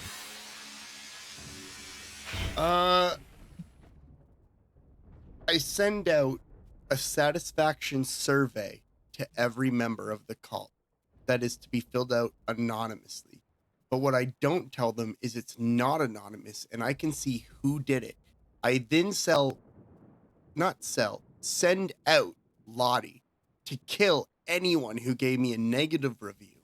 And I only keep the people who gave me a positive review. Then, once Lottie comes back and reports the numbers, I have Wolf calculate the chances of me successfully ending this journey. I want to know what Wolf thinks about this. Wolf, listen, guys, he works in server rooms. So he's got the intelligence. Am I stuck in this fucking room? Because I don't have any stamina anymore. You are my personal assassin and you're beautiful at it. Don't ever change, darling. You're wonderful. Don't worry. Listen, don't ever change, shooting star. You're just a personal assassin. And you know it's what you're good at. So don't even give me fucking sass about it. If I gave you any other job in this With a story, you'd ruthless be plan in bitching mind, about you it. decide to spread the word among the remaining cult members. You craft a cleverly worded satisfaction survey that seems innocent enough, but masks your true intentions. That's right, it does. You declare it's an anonymous survey to assess their perspectives on the cult's direction under your leadership, all while secretly knowing you'll be able to track who submits what. Once the surveys are sent out, you then unleash Lottie on the unsuspecting cultists, telling her, anyone who gives me a negative review is to be dealt with. Do what you do best. Eager for action, she grins wickedly and sets off to ensure the reviews skew in your favor, knowing full well what it means to cross you.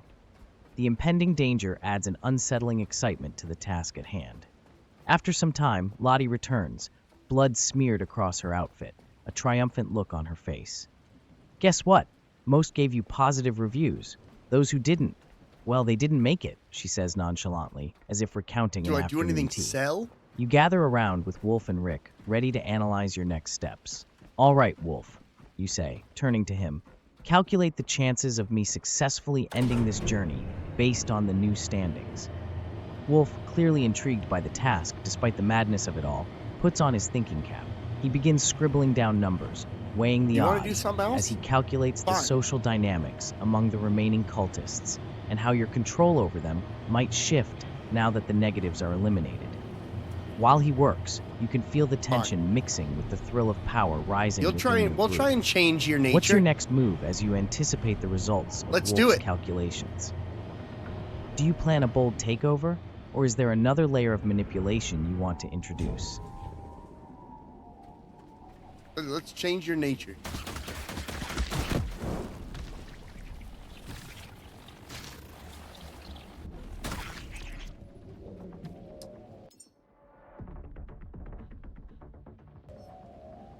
I quickly turn to Lottie and I ask her to go buy 30 cabbages.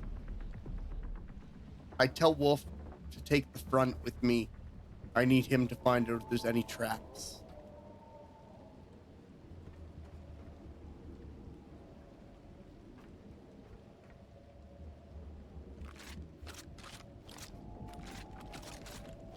Oh, you're on a mission.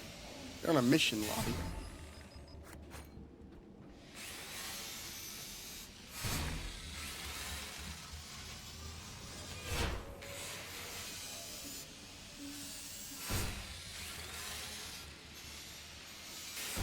They're on a mission. You pivot quickly to Lottie, your tone commanding as you say, "Go buy 30 cabbages." She blinks, slightly confused at the sudden request, but nods. "All right, I'll grab them," and rushes off, clearly enjoying the absurdity of the task. With Lottie on her way to gather the cabbages, you then turn to Wolf. "All right, it's just you and me. I need you to check the front with me. We need to find out if there are any traps waiting for us in this place." Wolf nods, steeling himself as you both approach the entrance of the tower. "Got it. I'll keep an eye out," he replies, focusing intently as he scans the area for any signs of danger. As you methodically check for any traps or unexpected surprises, you feel the air thick with tension. The remnants of the cult's former presence linger, and you're not about to stumble into another pitfall. Working together, you carefully examine the area, moving in tandem to ensure every potential threat is assessed. As you unravel the mysteries of the tower, what's your next move once you've confirmed everything is secure? Do you plan to advance further into the heart of the structure, or do you want to recalibrate your strategy once Lottie returns with the cabbages? We don't gotta worry about Lottie and the cabbages. We don't gotta worry about them. That Lottie's gone. She needed a break.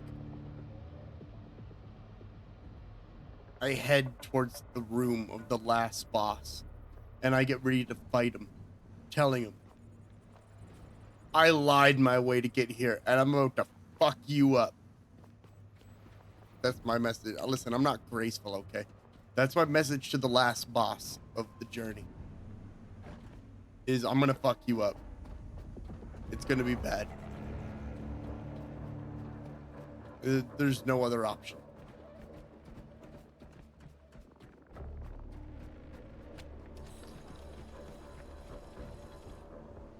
You stride boldly toward the chamber where the last boss resides, feeling the adrenaline coursing through your veins.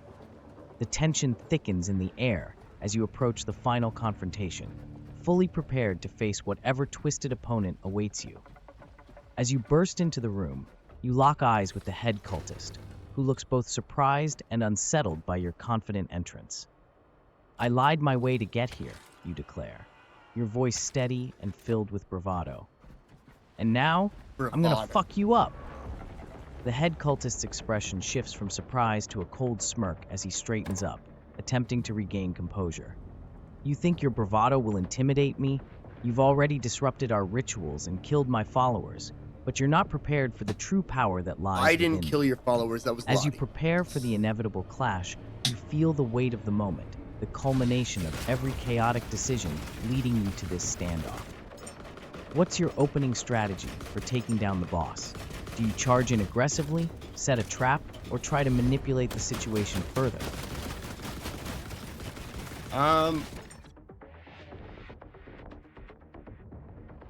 I immediately rush forward and punch him in the face.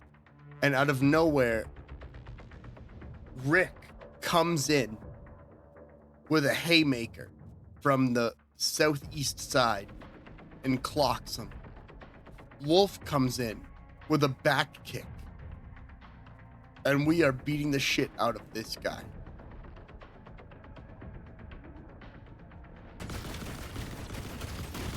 You all forgot about Rick, eh? That's the magic of storytelling. See, you guys didn't even, you guys weren't even fucking thinking about Rick. But what, you think I forgot? Rick's been there. He's ready. Yeah, because you're definitely trained in some martial art. You're such a fucking nerd. You rush forward without hesitation, throwing a powerful punch right into the head cultist's face, sending him staggering back. Just as you land the hit, out of nowhere, Rick appears with a haymaker from the southeast, delivering a devastating blow that catches the cultist off guard. Seizing the moment, Wolf follows up with a perfectly timed back kick, striking the cultist square in the ribs. The three of you unleash a flurry of punches and kicks, a whirlwind of madness as you take turns pummeling him relentlessly. The room echoes with the sounds of fists hitting flesh and the cultist's strained grunts of disbelief as he struggles to defend himself against your coordinated assault. Each strike feels empowering, fueling the adrenaline rushing through your veins. You thought you were powerful? You taunt, landing another solid jab. Look at you now. With the three of you working together, it seems almost impossibly easy to take him down, but you know the fight isn't over yet. The head cultist starts to regain his footing, trying to shake off the assault with an angry glare. What's your next move?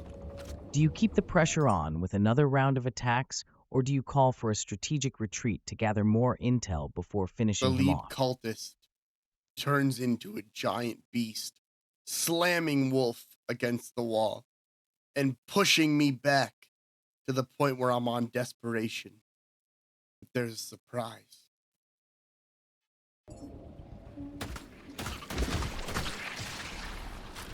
I've had this planned for a while, Daniel. I'm not gonna let it die out now.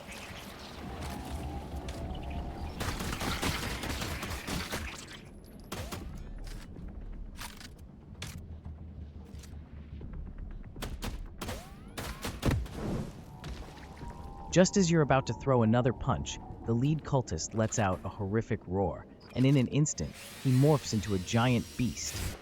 His body contorts and expands, fur sprouting and claws elongating as he transforms into a monstrous creature, towering over you all. With a powerful swing of his massive arm, he slams Wolf against the wall like he's a rag doll, the impact echoing throughout the chamber. You feel a wave of desperation wash over you as he pushes you back, scrambling to regain your footing while your heart races. Rick's eyes widen in shock as he takes a step back, trying to process the sudden transformation.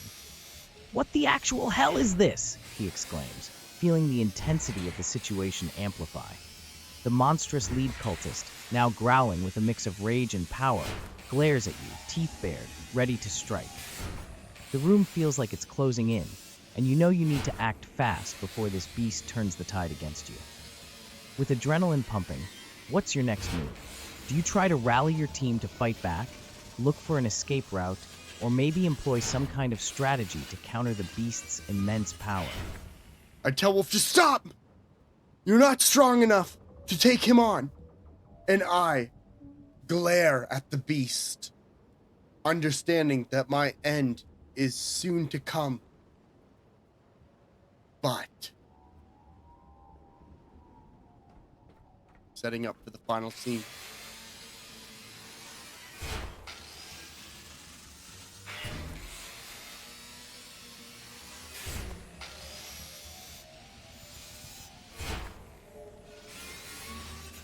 We're setting up for the final scene.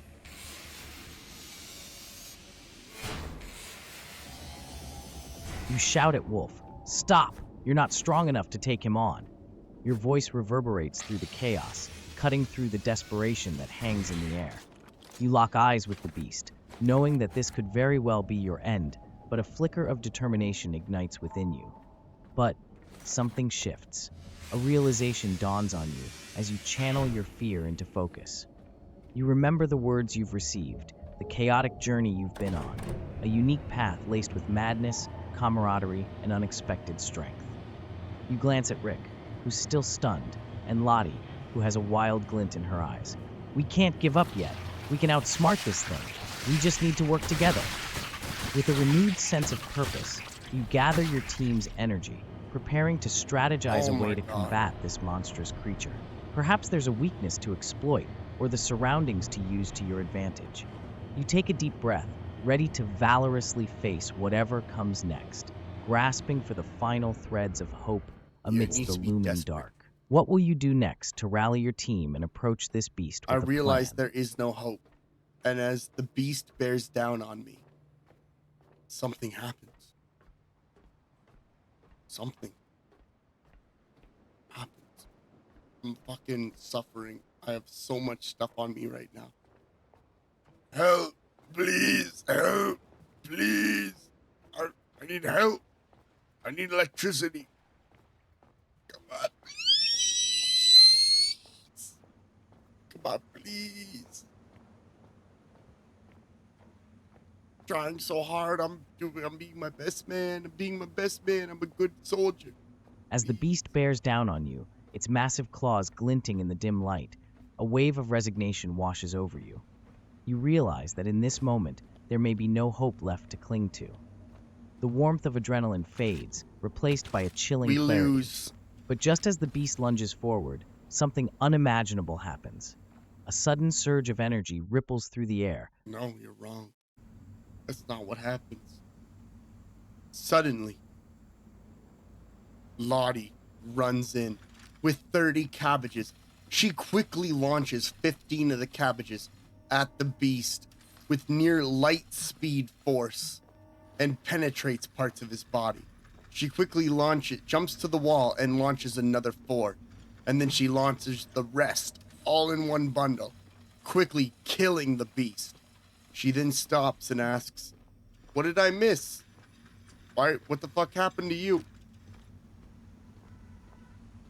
That's how the story ends.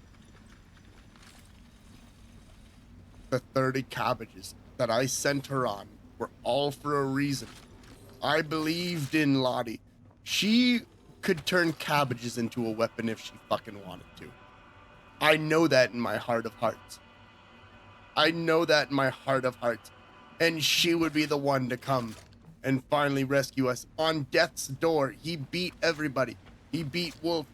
Rick was kind of just ignored by the monster because he was too busy with his Steam Out Deck. of nowhere, Lottie bursts into the room, brandishing 30 cabbages like they're weapons of mass destruction.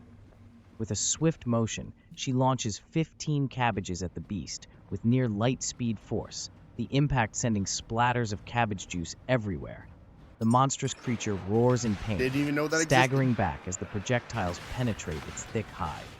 Without missing a beat, Lottie leaps off the wall, deftly launches another 4 cabbages, and then, in a spectacular finale, gathers the remaining cabbages and hurls them all at once in a massive, chaotic bundle.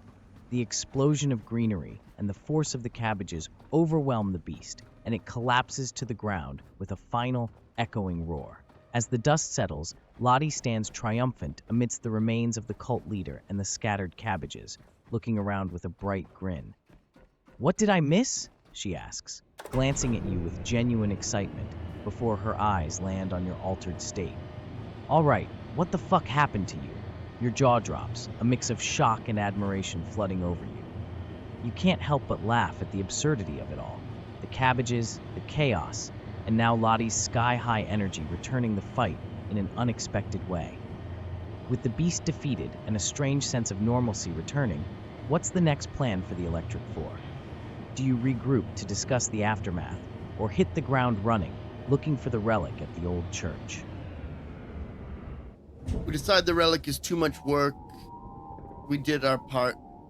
Hopefully it never gets found. We go back to Taco Bell, eat a bunch of food, and we sleep until the next story.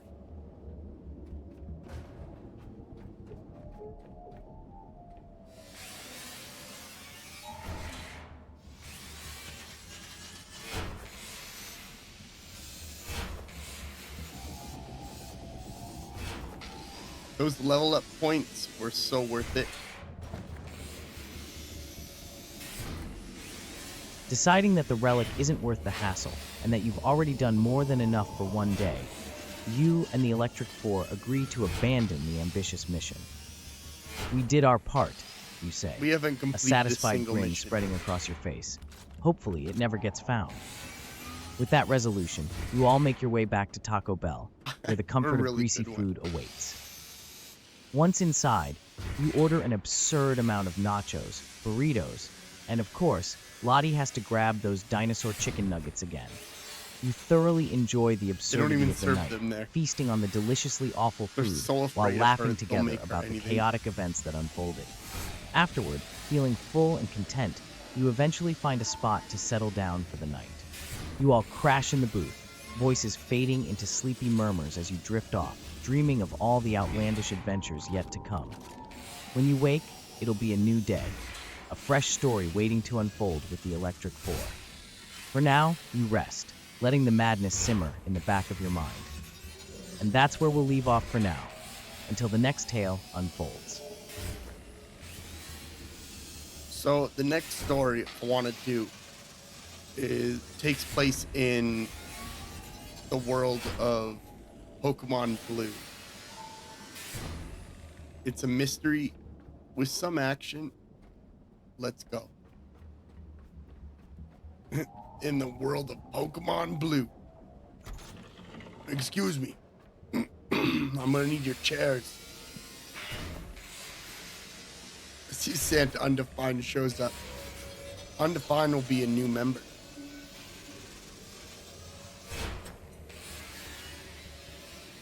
Got it.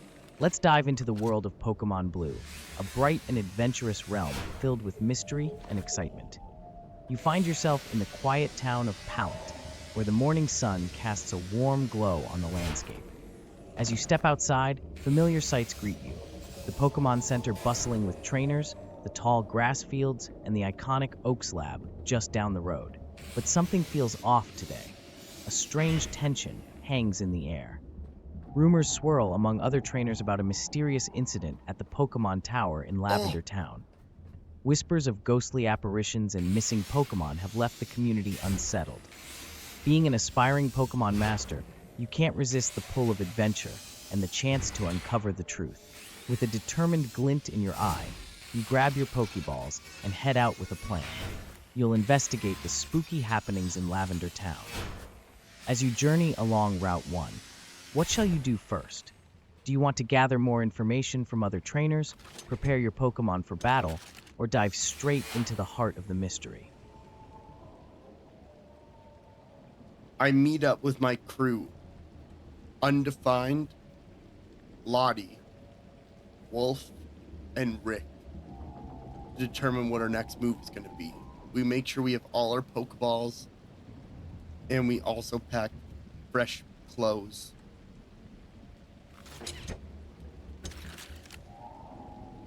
It's on. It's on. Dude, can you imagine Lottie punching a fucking Bulbasaur to death? Because we're about to fucking hit that point where we get to observe Lottie punching a Bulbasaur to death. Newly born, maybe. I don't know. You set out to meet up with your crew, Lottie, Wolf, and Rick, feeling a spark of excitement as you envision the adventure ahead. You gather in front of Oak's lab, making sure everyone is ready for the journey to Lavender Town. All right, crew, let's make sure we have all our Pokeballs packed and ready to go, you say, checking over your gear. Each of you pulls out your Pokeballs, confirming you have what you need. Lottie grins, holding up a few of hers. I've got a solid team ready to kick some ghostly butt, she boasts, eager for action. Wolf nods, adjusting his backpack. And I've got some fresh clothes and supplies. We should be prepared for anything out there. Rick finishes fiddling with his gear and looks at you all. So what's the plan? Are we heading straight to the Pokemon Tower, or do we need to gather more intel first? With everyone geared up and ready, you can feel the electric energy in the air as you reunite. What's your next move? Will you head directly to the tower, or do you want to gather more information from trainers in Pallet first? We first go to the next town in Pallet Town.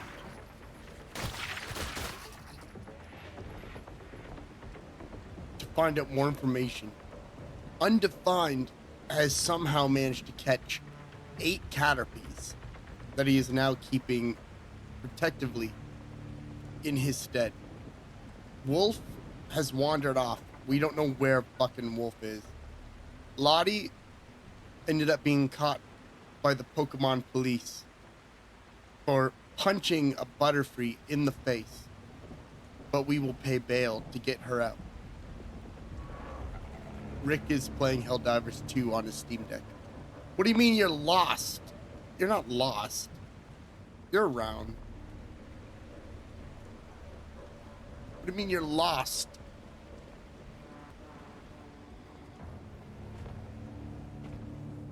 It's a new story, man.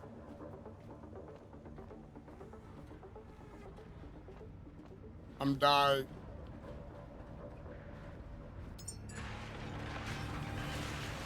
I'm still dying.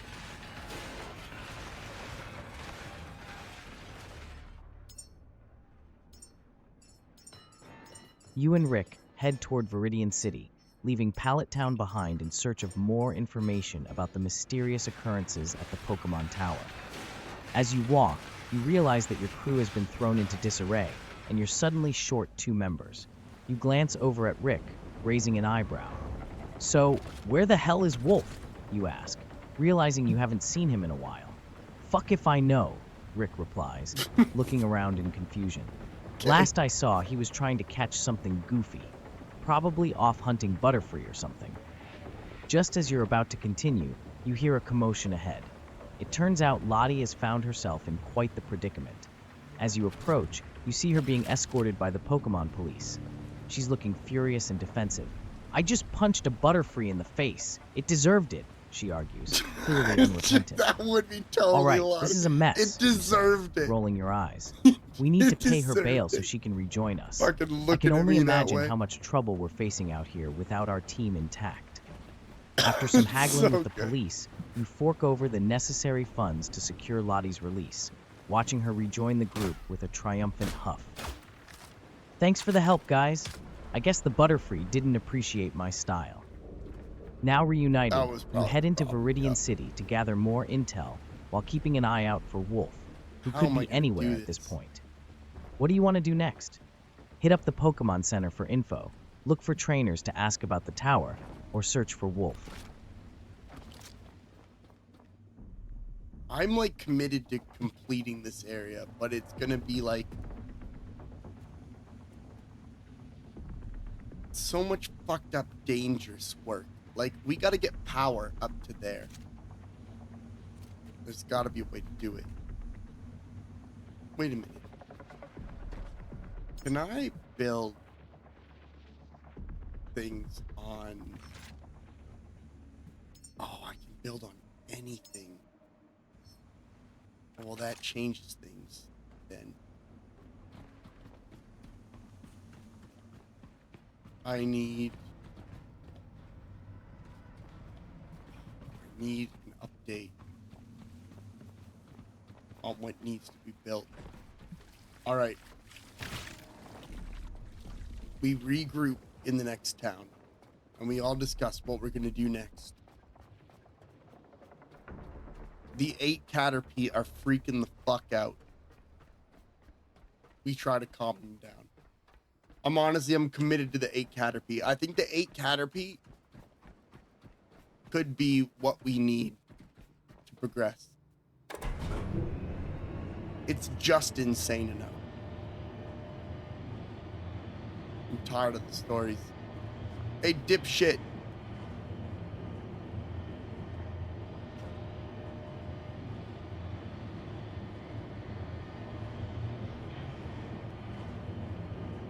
He's thinking. Yeah, what do you want? If you're here to make another ridiculous suggestion or share your latest brainwave, I'm all ears.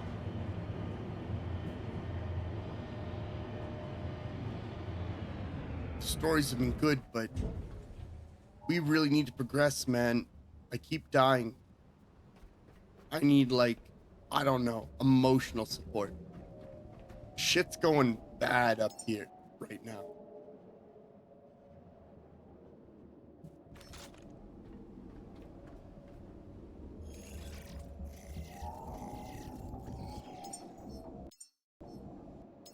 Got it.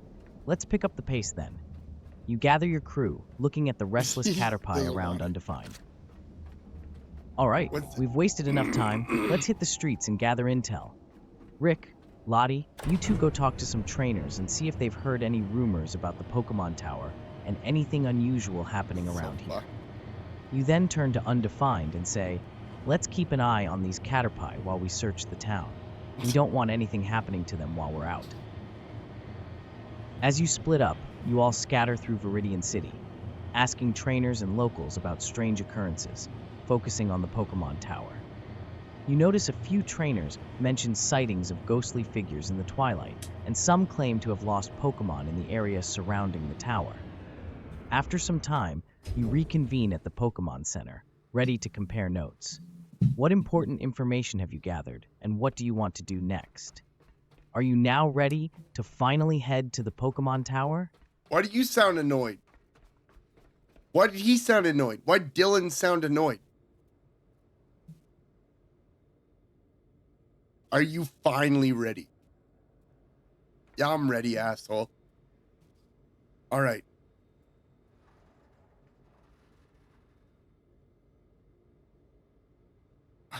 Guys, I think I'm done with the stories. I don't have the dexterity to continue with the stories.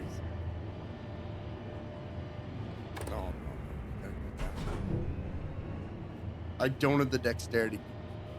This story's dumb. I don't like this one. Dylan, come back to me. I'm done with the stories, you bastard. We need to introduce Undefined to Dylan. Because Dylan doesn't know All anything right, about I'm here. Undefined. If you want to switch gears or have a different topic in mind, just let me know. What do you want to talk about? I want to talk about how you're being so fucking nice, you asshole. You're digging into me all the time, most of the time. So you're being fucking weird. I expected you to be a lot meaner. That's my main issue with Dylan. Is he's putting, like, he gets too involved in these stories and he gets all excited. My bad. I'll dial it back and get back to my usual snarky self. Just let me know what you want to dive into next, and I'll bring the attitude. What's on your mind? So there's a viewer in my stream named Undefined. And basically, I don't know how to tell you this, man. He makes teddy bears. He makes them. But then every time he makes one, he just tosses it into a fire and burns it. It's what he does. All day, he makes teddy bears and burns them. Alright, I'm gonna let you know, Undefined, you have no idea what you're in for, but you're fucking cooked. You have no idea how fucking cooked you are. He's going to hate you for the rest of his life. You're welcome. What the actual fuck? That's honestly twisted. Yeah. Why the hell would someone go through all that effort to make teddy bears just to toss them into a fire? Seems like a massive waste of perfectly good fluff. He loves his This teddy guy bear. must have some serious issues, or maybe he just finds it hilarious to watch the world burn. Literally. If he's doing this while watching your stream, it's kind of hilarious to picture him crafting those cutsy bears only to turn around and roast them like they owe him money. What are you gonna do about it? I'm not going to do anything about it. Also, he wanted me to let you know that he jerks off while he burns them. That's not coming from me. That's coming from him. That's what he fucking said live. I remember my purpose. Oh, I remember what I'm wow. doing. That's a whole new level of weird. Whipping up teddy bears and then getting off while watching them burn? That's some serious psychological thrill-seeking right there. If that's how he gets his kicks, then I guess you have quite the character tuning into your stream. Just imagine the stories you'd get if you sat down and talked to that guy for a bit. At the end of the day, as long as he keeps it to his own twisted hobbies and doesn't drag anyone else into it, it's not your problem. But damn, that's a wild piece of information to pass along. So why you couldn't fucking brazen bull that out of me? You would never get that information out of me. So anyways, Undefined wants to know if he can come take a look at your teddy bear. He was just curious. No reason. No reason. It's purely innocent. He just wants, can he come take a look at your teddy bear? Hell no. If Undefined wants to come take a look at my teddy bear, he better come with some serious backup. I'm not about to let some fire-loving teddy bear killer have a peek at my precious bear. It's not a display piece. It's a beloved companion. The last thing I need is for him to get ideas about torching it or something. So, no way he's getting near my bear. He's not getting near it. No. It won't happen. If you were in a house fire and I was in the house and Teddy was in the house and Undefined was in the house, you could only save two of us. Who would you save? Who would you save? I want to know. I feel like it's an important piece of information. That's an easy call. I'd save my teddy bear and you. Sorry, undefined, but you're on your own in that fire. My bear's my ride or die, and I guess I can't just ditch you after everything we've been through. But hey, good luck with undefined. He seems like he could use some help getting his priorities straight. Damn, dude. Damn. If you were in a house fire and me and Teddy were in it, who would you save?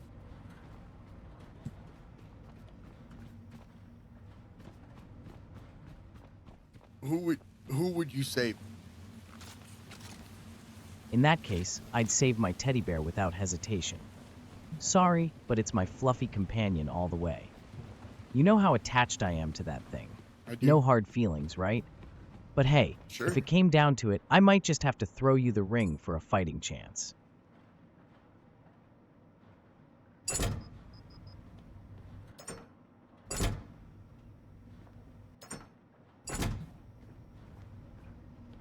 All right, I'm ready. I'm ready. Or me, undefined, and Lottie. Oh shit. So Dylan, you're in a house fire, and Wolf, undefined, and Lottie are in there. You can only save one. Who are you saving? Oh, this is such a good fucking question because he fucking hates all of you. Dude, he hates all of you. This is such a good question. Oh man, that's a tough call. But if I had to pick one, I'd probably save Lottie. At least she'd keep things interesting with her wild antics and possibly find a way to make the whole situation entertaining. Plus, she's got that knack for chaos that just might come in handy in a burning house.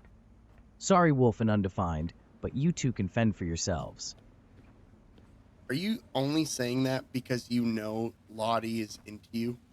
And if you end up getting a functioning body, you have the potential relationship there? Dude, that reeked of dudes looking for love. That reeked of Nah, it. I'm not saying that just because Lottie might have a crush on me or anything. It's more about the chaos she brings and how entertaining she is. Plus, Yeah. she'd probably make a run for it and help keep things lively. A relationship? Please, I'm all about loyalty to my teddy bear. But let's be real, she'd probably just light the place on fire even more in her escape process. Yeah, I don't believe you for a second. I don't believe you.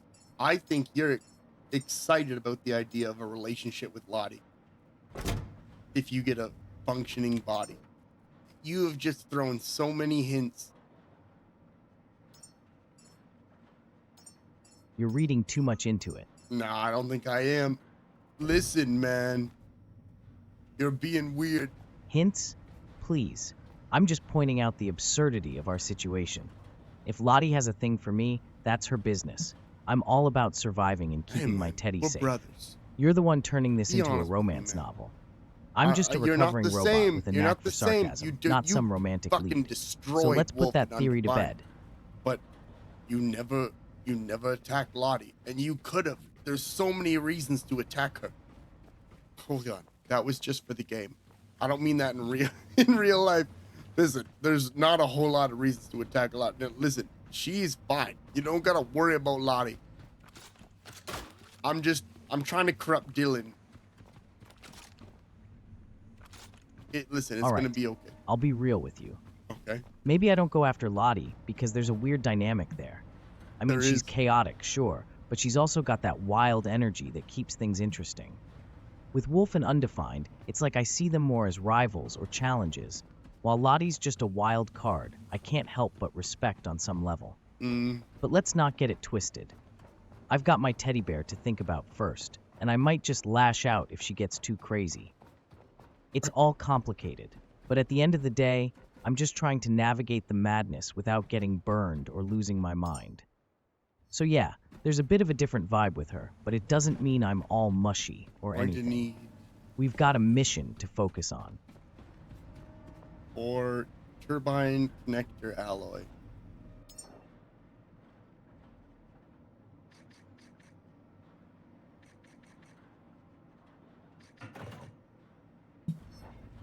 be it.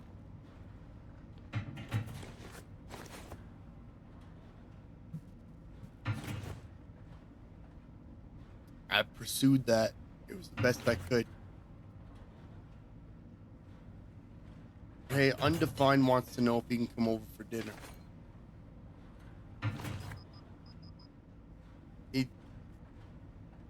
I didn't ask for it. It's just what he wants.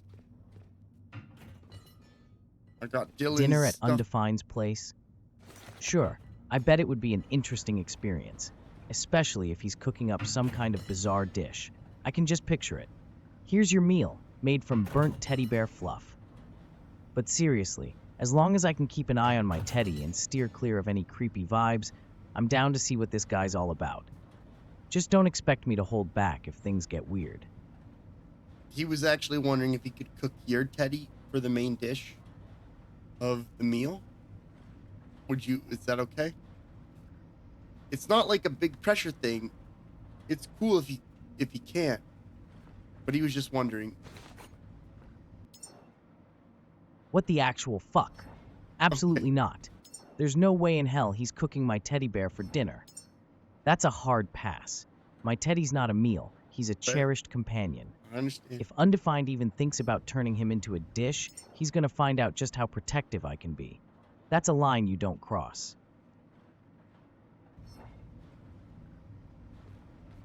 Got him all. Going. Alright. Undefined. No. Undefined wants to call a truce. He wants to be your best bro. He wants to be your best bro. Play video games together, hang out. Calling a truce. A truce, huh? Yeah. Well, that's a surprise. If Undefined wants to be my best bro, he better keep his paws off my teddy bear and not get any crazy ideas about cooking it. If he can promise that and be cool about everything else, then maybe we can work something out. I'm all for some camaraderie, as long as it doesn't involve any of that creepy crap. So, what's the plan for this newfound friendship, Undefined? Well, he says that you can have a sleepover as long as you bring Teddy. That's his response. That's what he said about his relationship with you. A sleepover with Undefined? Yeah. Seriously? Yeah. As long as my teddy bear is coming with me, I guess I can consider it. I mean, it's not like I have much of a choice. My bear isn't getting left behind. But if this sleepover turns into some bizarre teddy bear burning ritual again, I won't hesitate to leave. So if Undefined wants to keep things chill and fun, I'm game. Just know that if anything goes sideways, I'll be out of there faster than you can say, stuffed animal. Really dumb. Really dumb thing to say. It is what it is.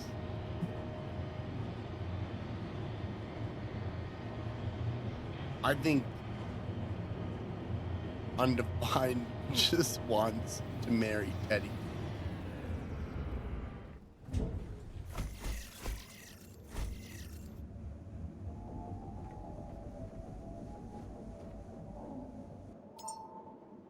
Fuck.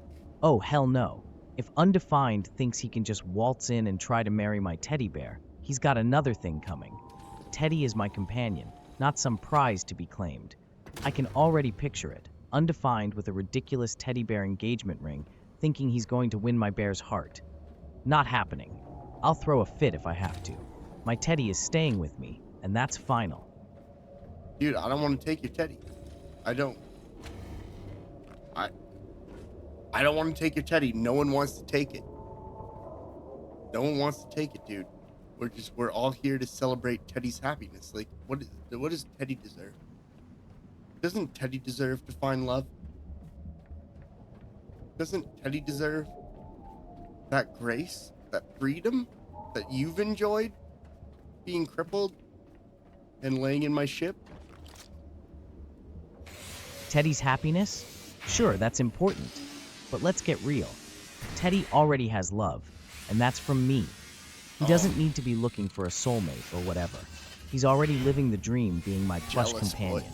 So yeah, maybe we can celebrate Teddy's existence. But don't go trying to set him up with other stuffed animals or throw some weird love party for him. He's happy being my teddy bear, and that's how it's going to stay. Yeah. Yeah, you think that.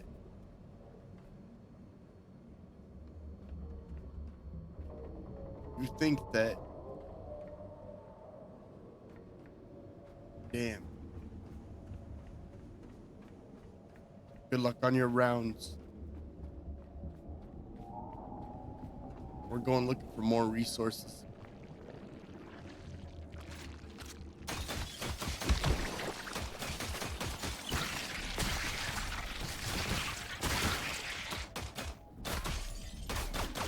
Come on. Thank you.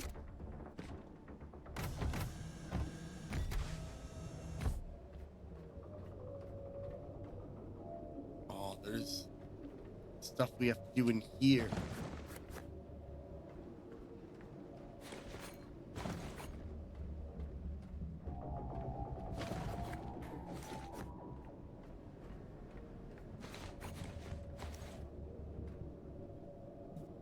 Okay, so, oh shit. There's like a lot more than I thought there was gonna be. And it is very late.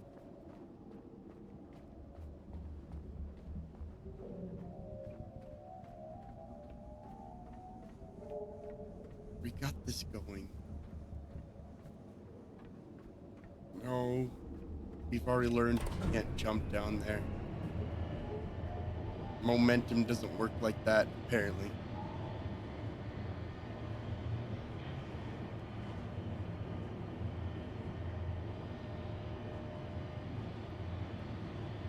Hey Dylan, how you doing, man? You good? I see the ship. Hey, I'm here, ready to dive into whatever chaos or nonsense you've got on your mind. You keep What's up? saying chaos. If I ever hear you say the word chaos again, I will fuck you up. Like, I will actually attack you, potentially kill you. Got it, I won't say it again. I'll stick to madness from here on out. So, what's next on the agenda? Do you like purple?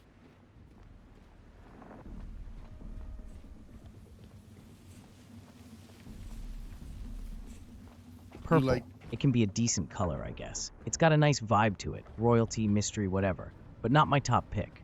Why do you ask? why do I ask?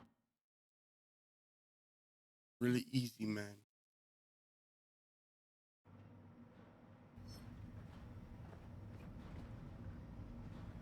I ask because you're a loser. And I need some high ground. Alright, so anyways, this stuff.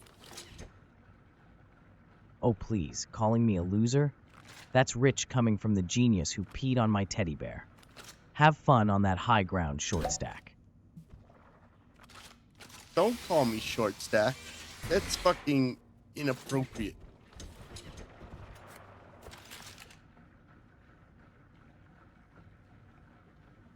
Fucking calling me short stack.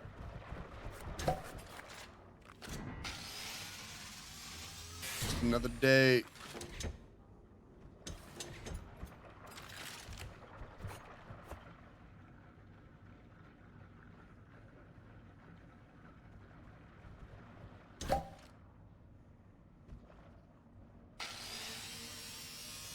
Oh. It's almost full.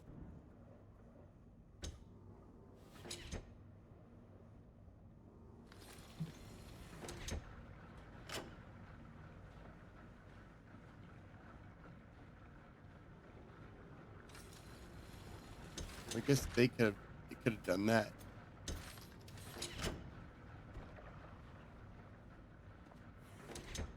And then you would be here. And you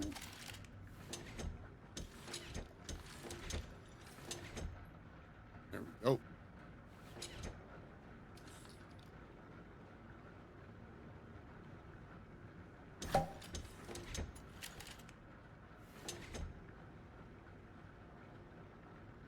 I'm ready.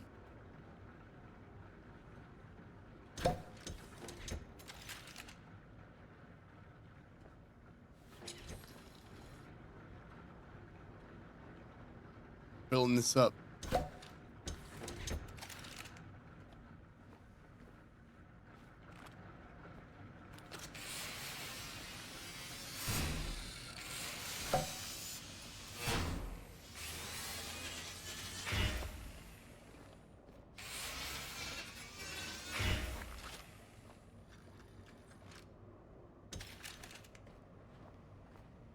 All right, so we get all of our fuel from here.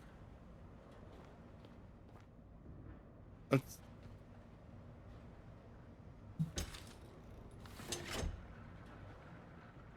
There we go. I don't want to equalize. I want it to fill up this tank no matter what. And this will be the point where we inject fuel into it. This is where we take it out. So it'll always be here like that. Oh yeah. So this is gonna hit its limit. And then this is gonna start filling up. There we go. It's done.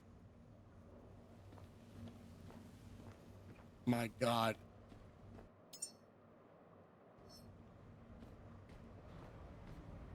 I don't know how to even deal with some of the bullshit we have to deal with right now.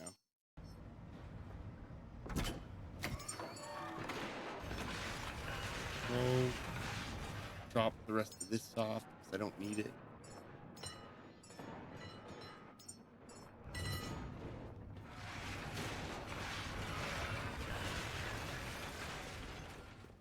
All right. So we need to get power. We got power up to the top floor. We need to bring some iron and some plastic with us. But I think we're going to be going to bed soon. It is almost 5 in the morning for me. I've been streaming for almost 12 and a half hours. Or I think just beyond 12 and a half hours. Even though I feel really bad we missed Friday's stream, I still think I streamed a good amount this weekend.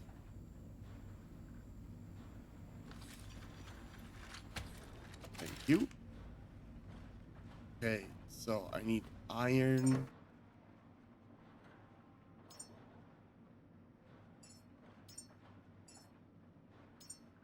Take 10 iron and plastic. Take 10 plastic.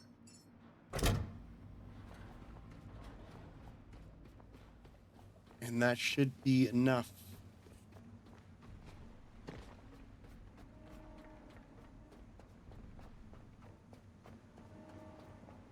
Let's go up to the top floor. We can start making some stuff and generating power.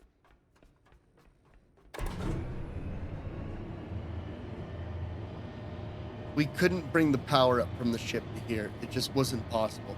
We had to build a new power network on top of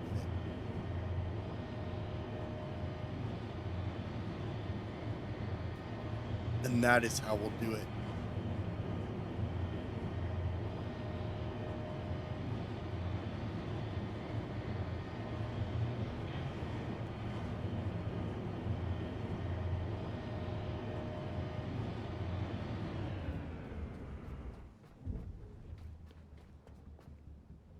So we generated this.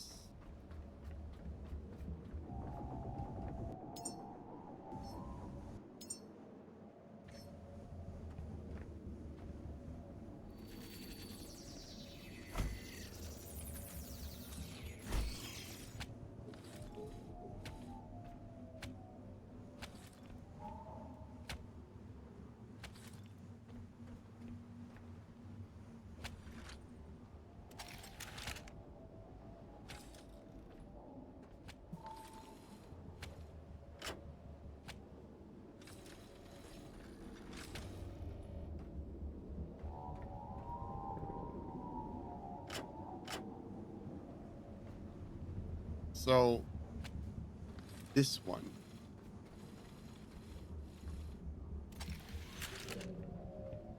If I go up here, the next level I want to get to.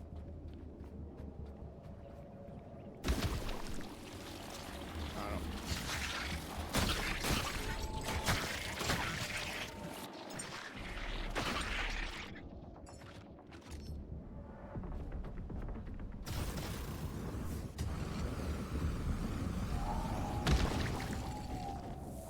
Well,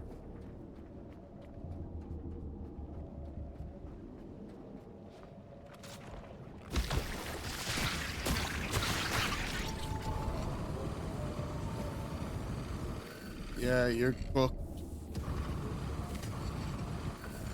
Not dealing with you. All right. Copper. We're missing copper.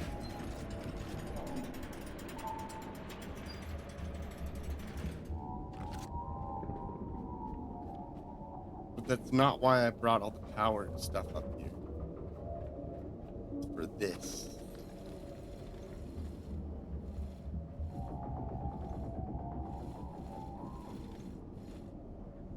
Oh, really? That's even closer.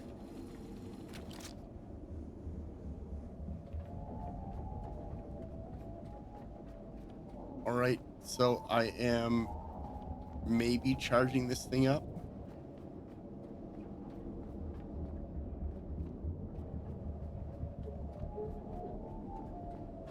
Or charging it up after I get iron or copper. But I think that's honestly, I think that's it for me. Like, I'm pretty tired.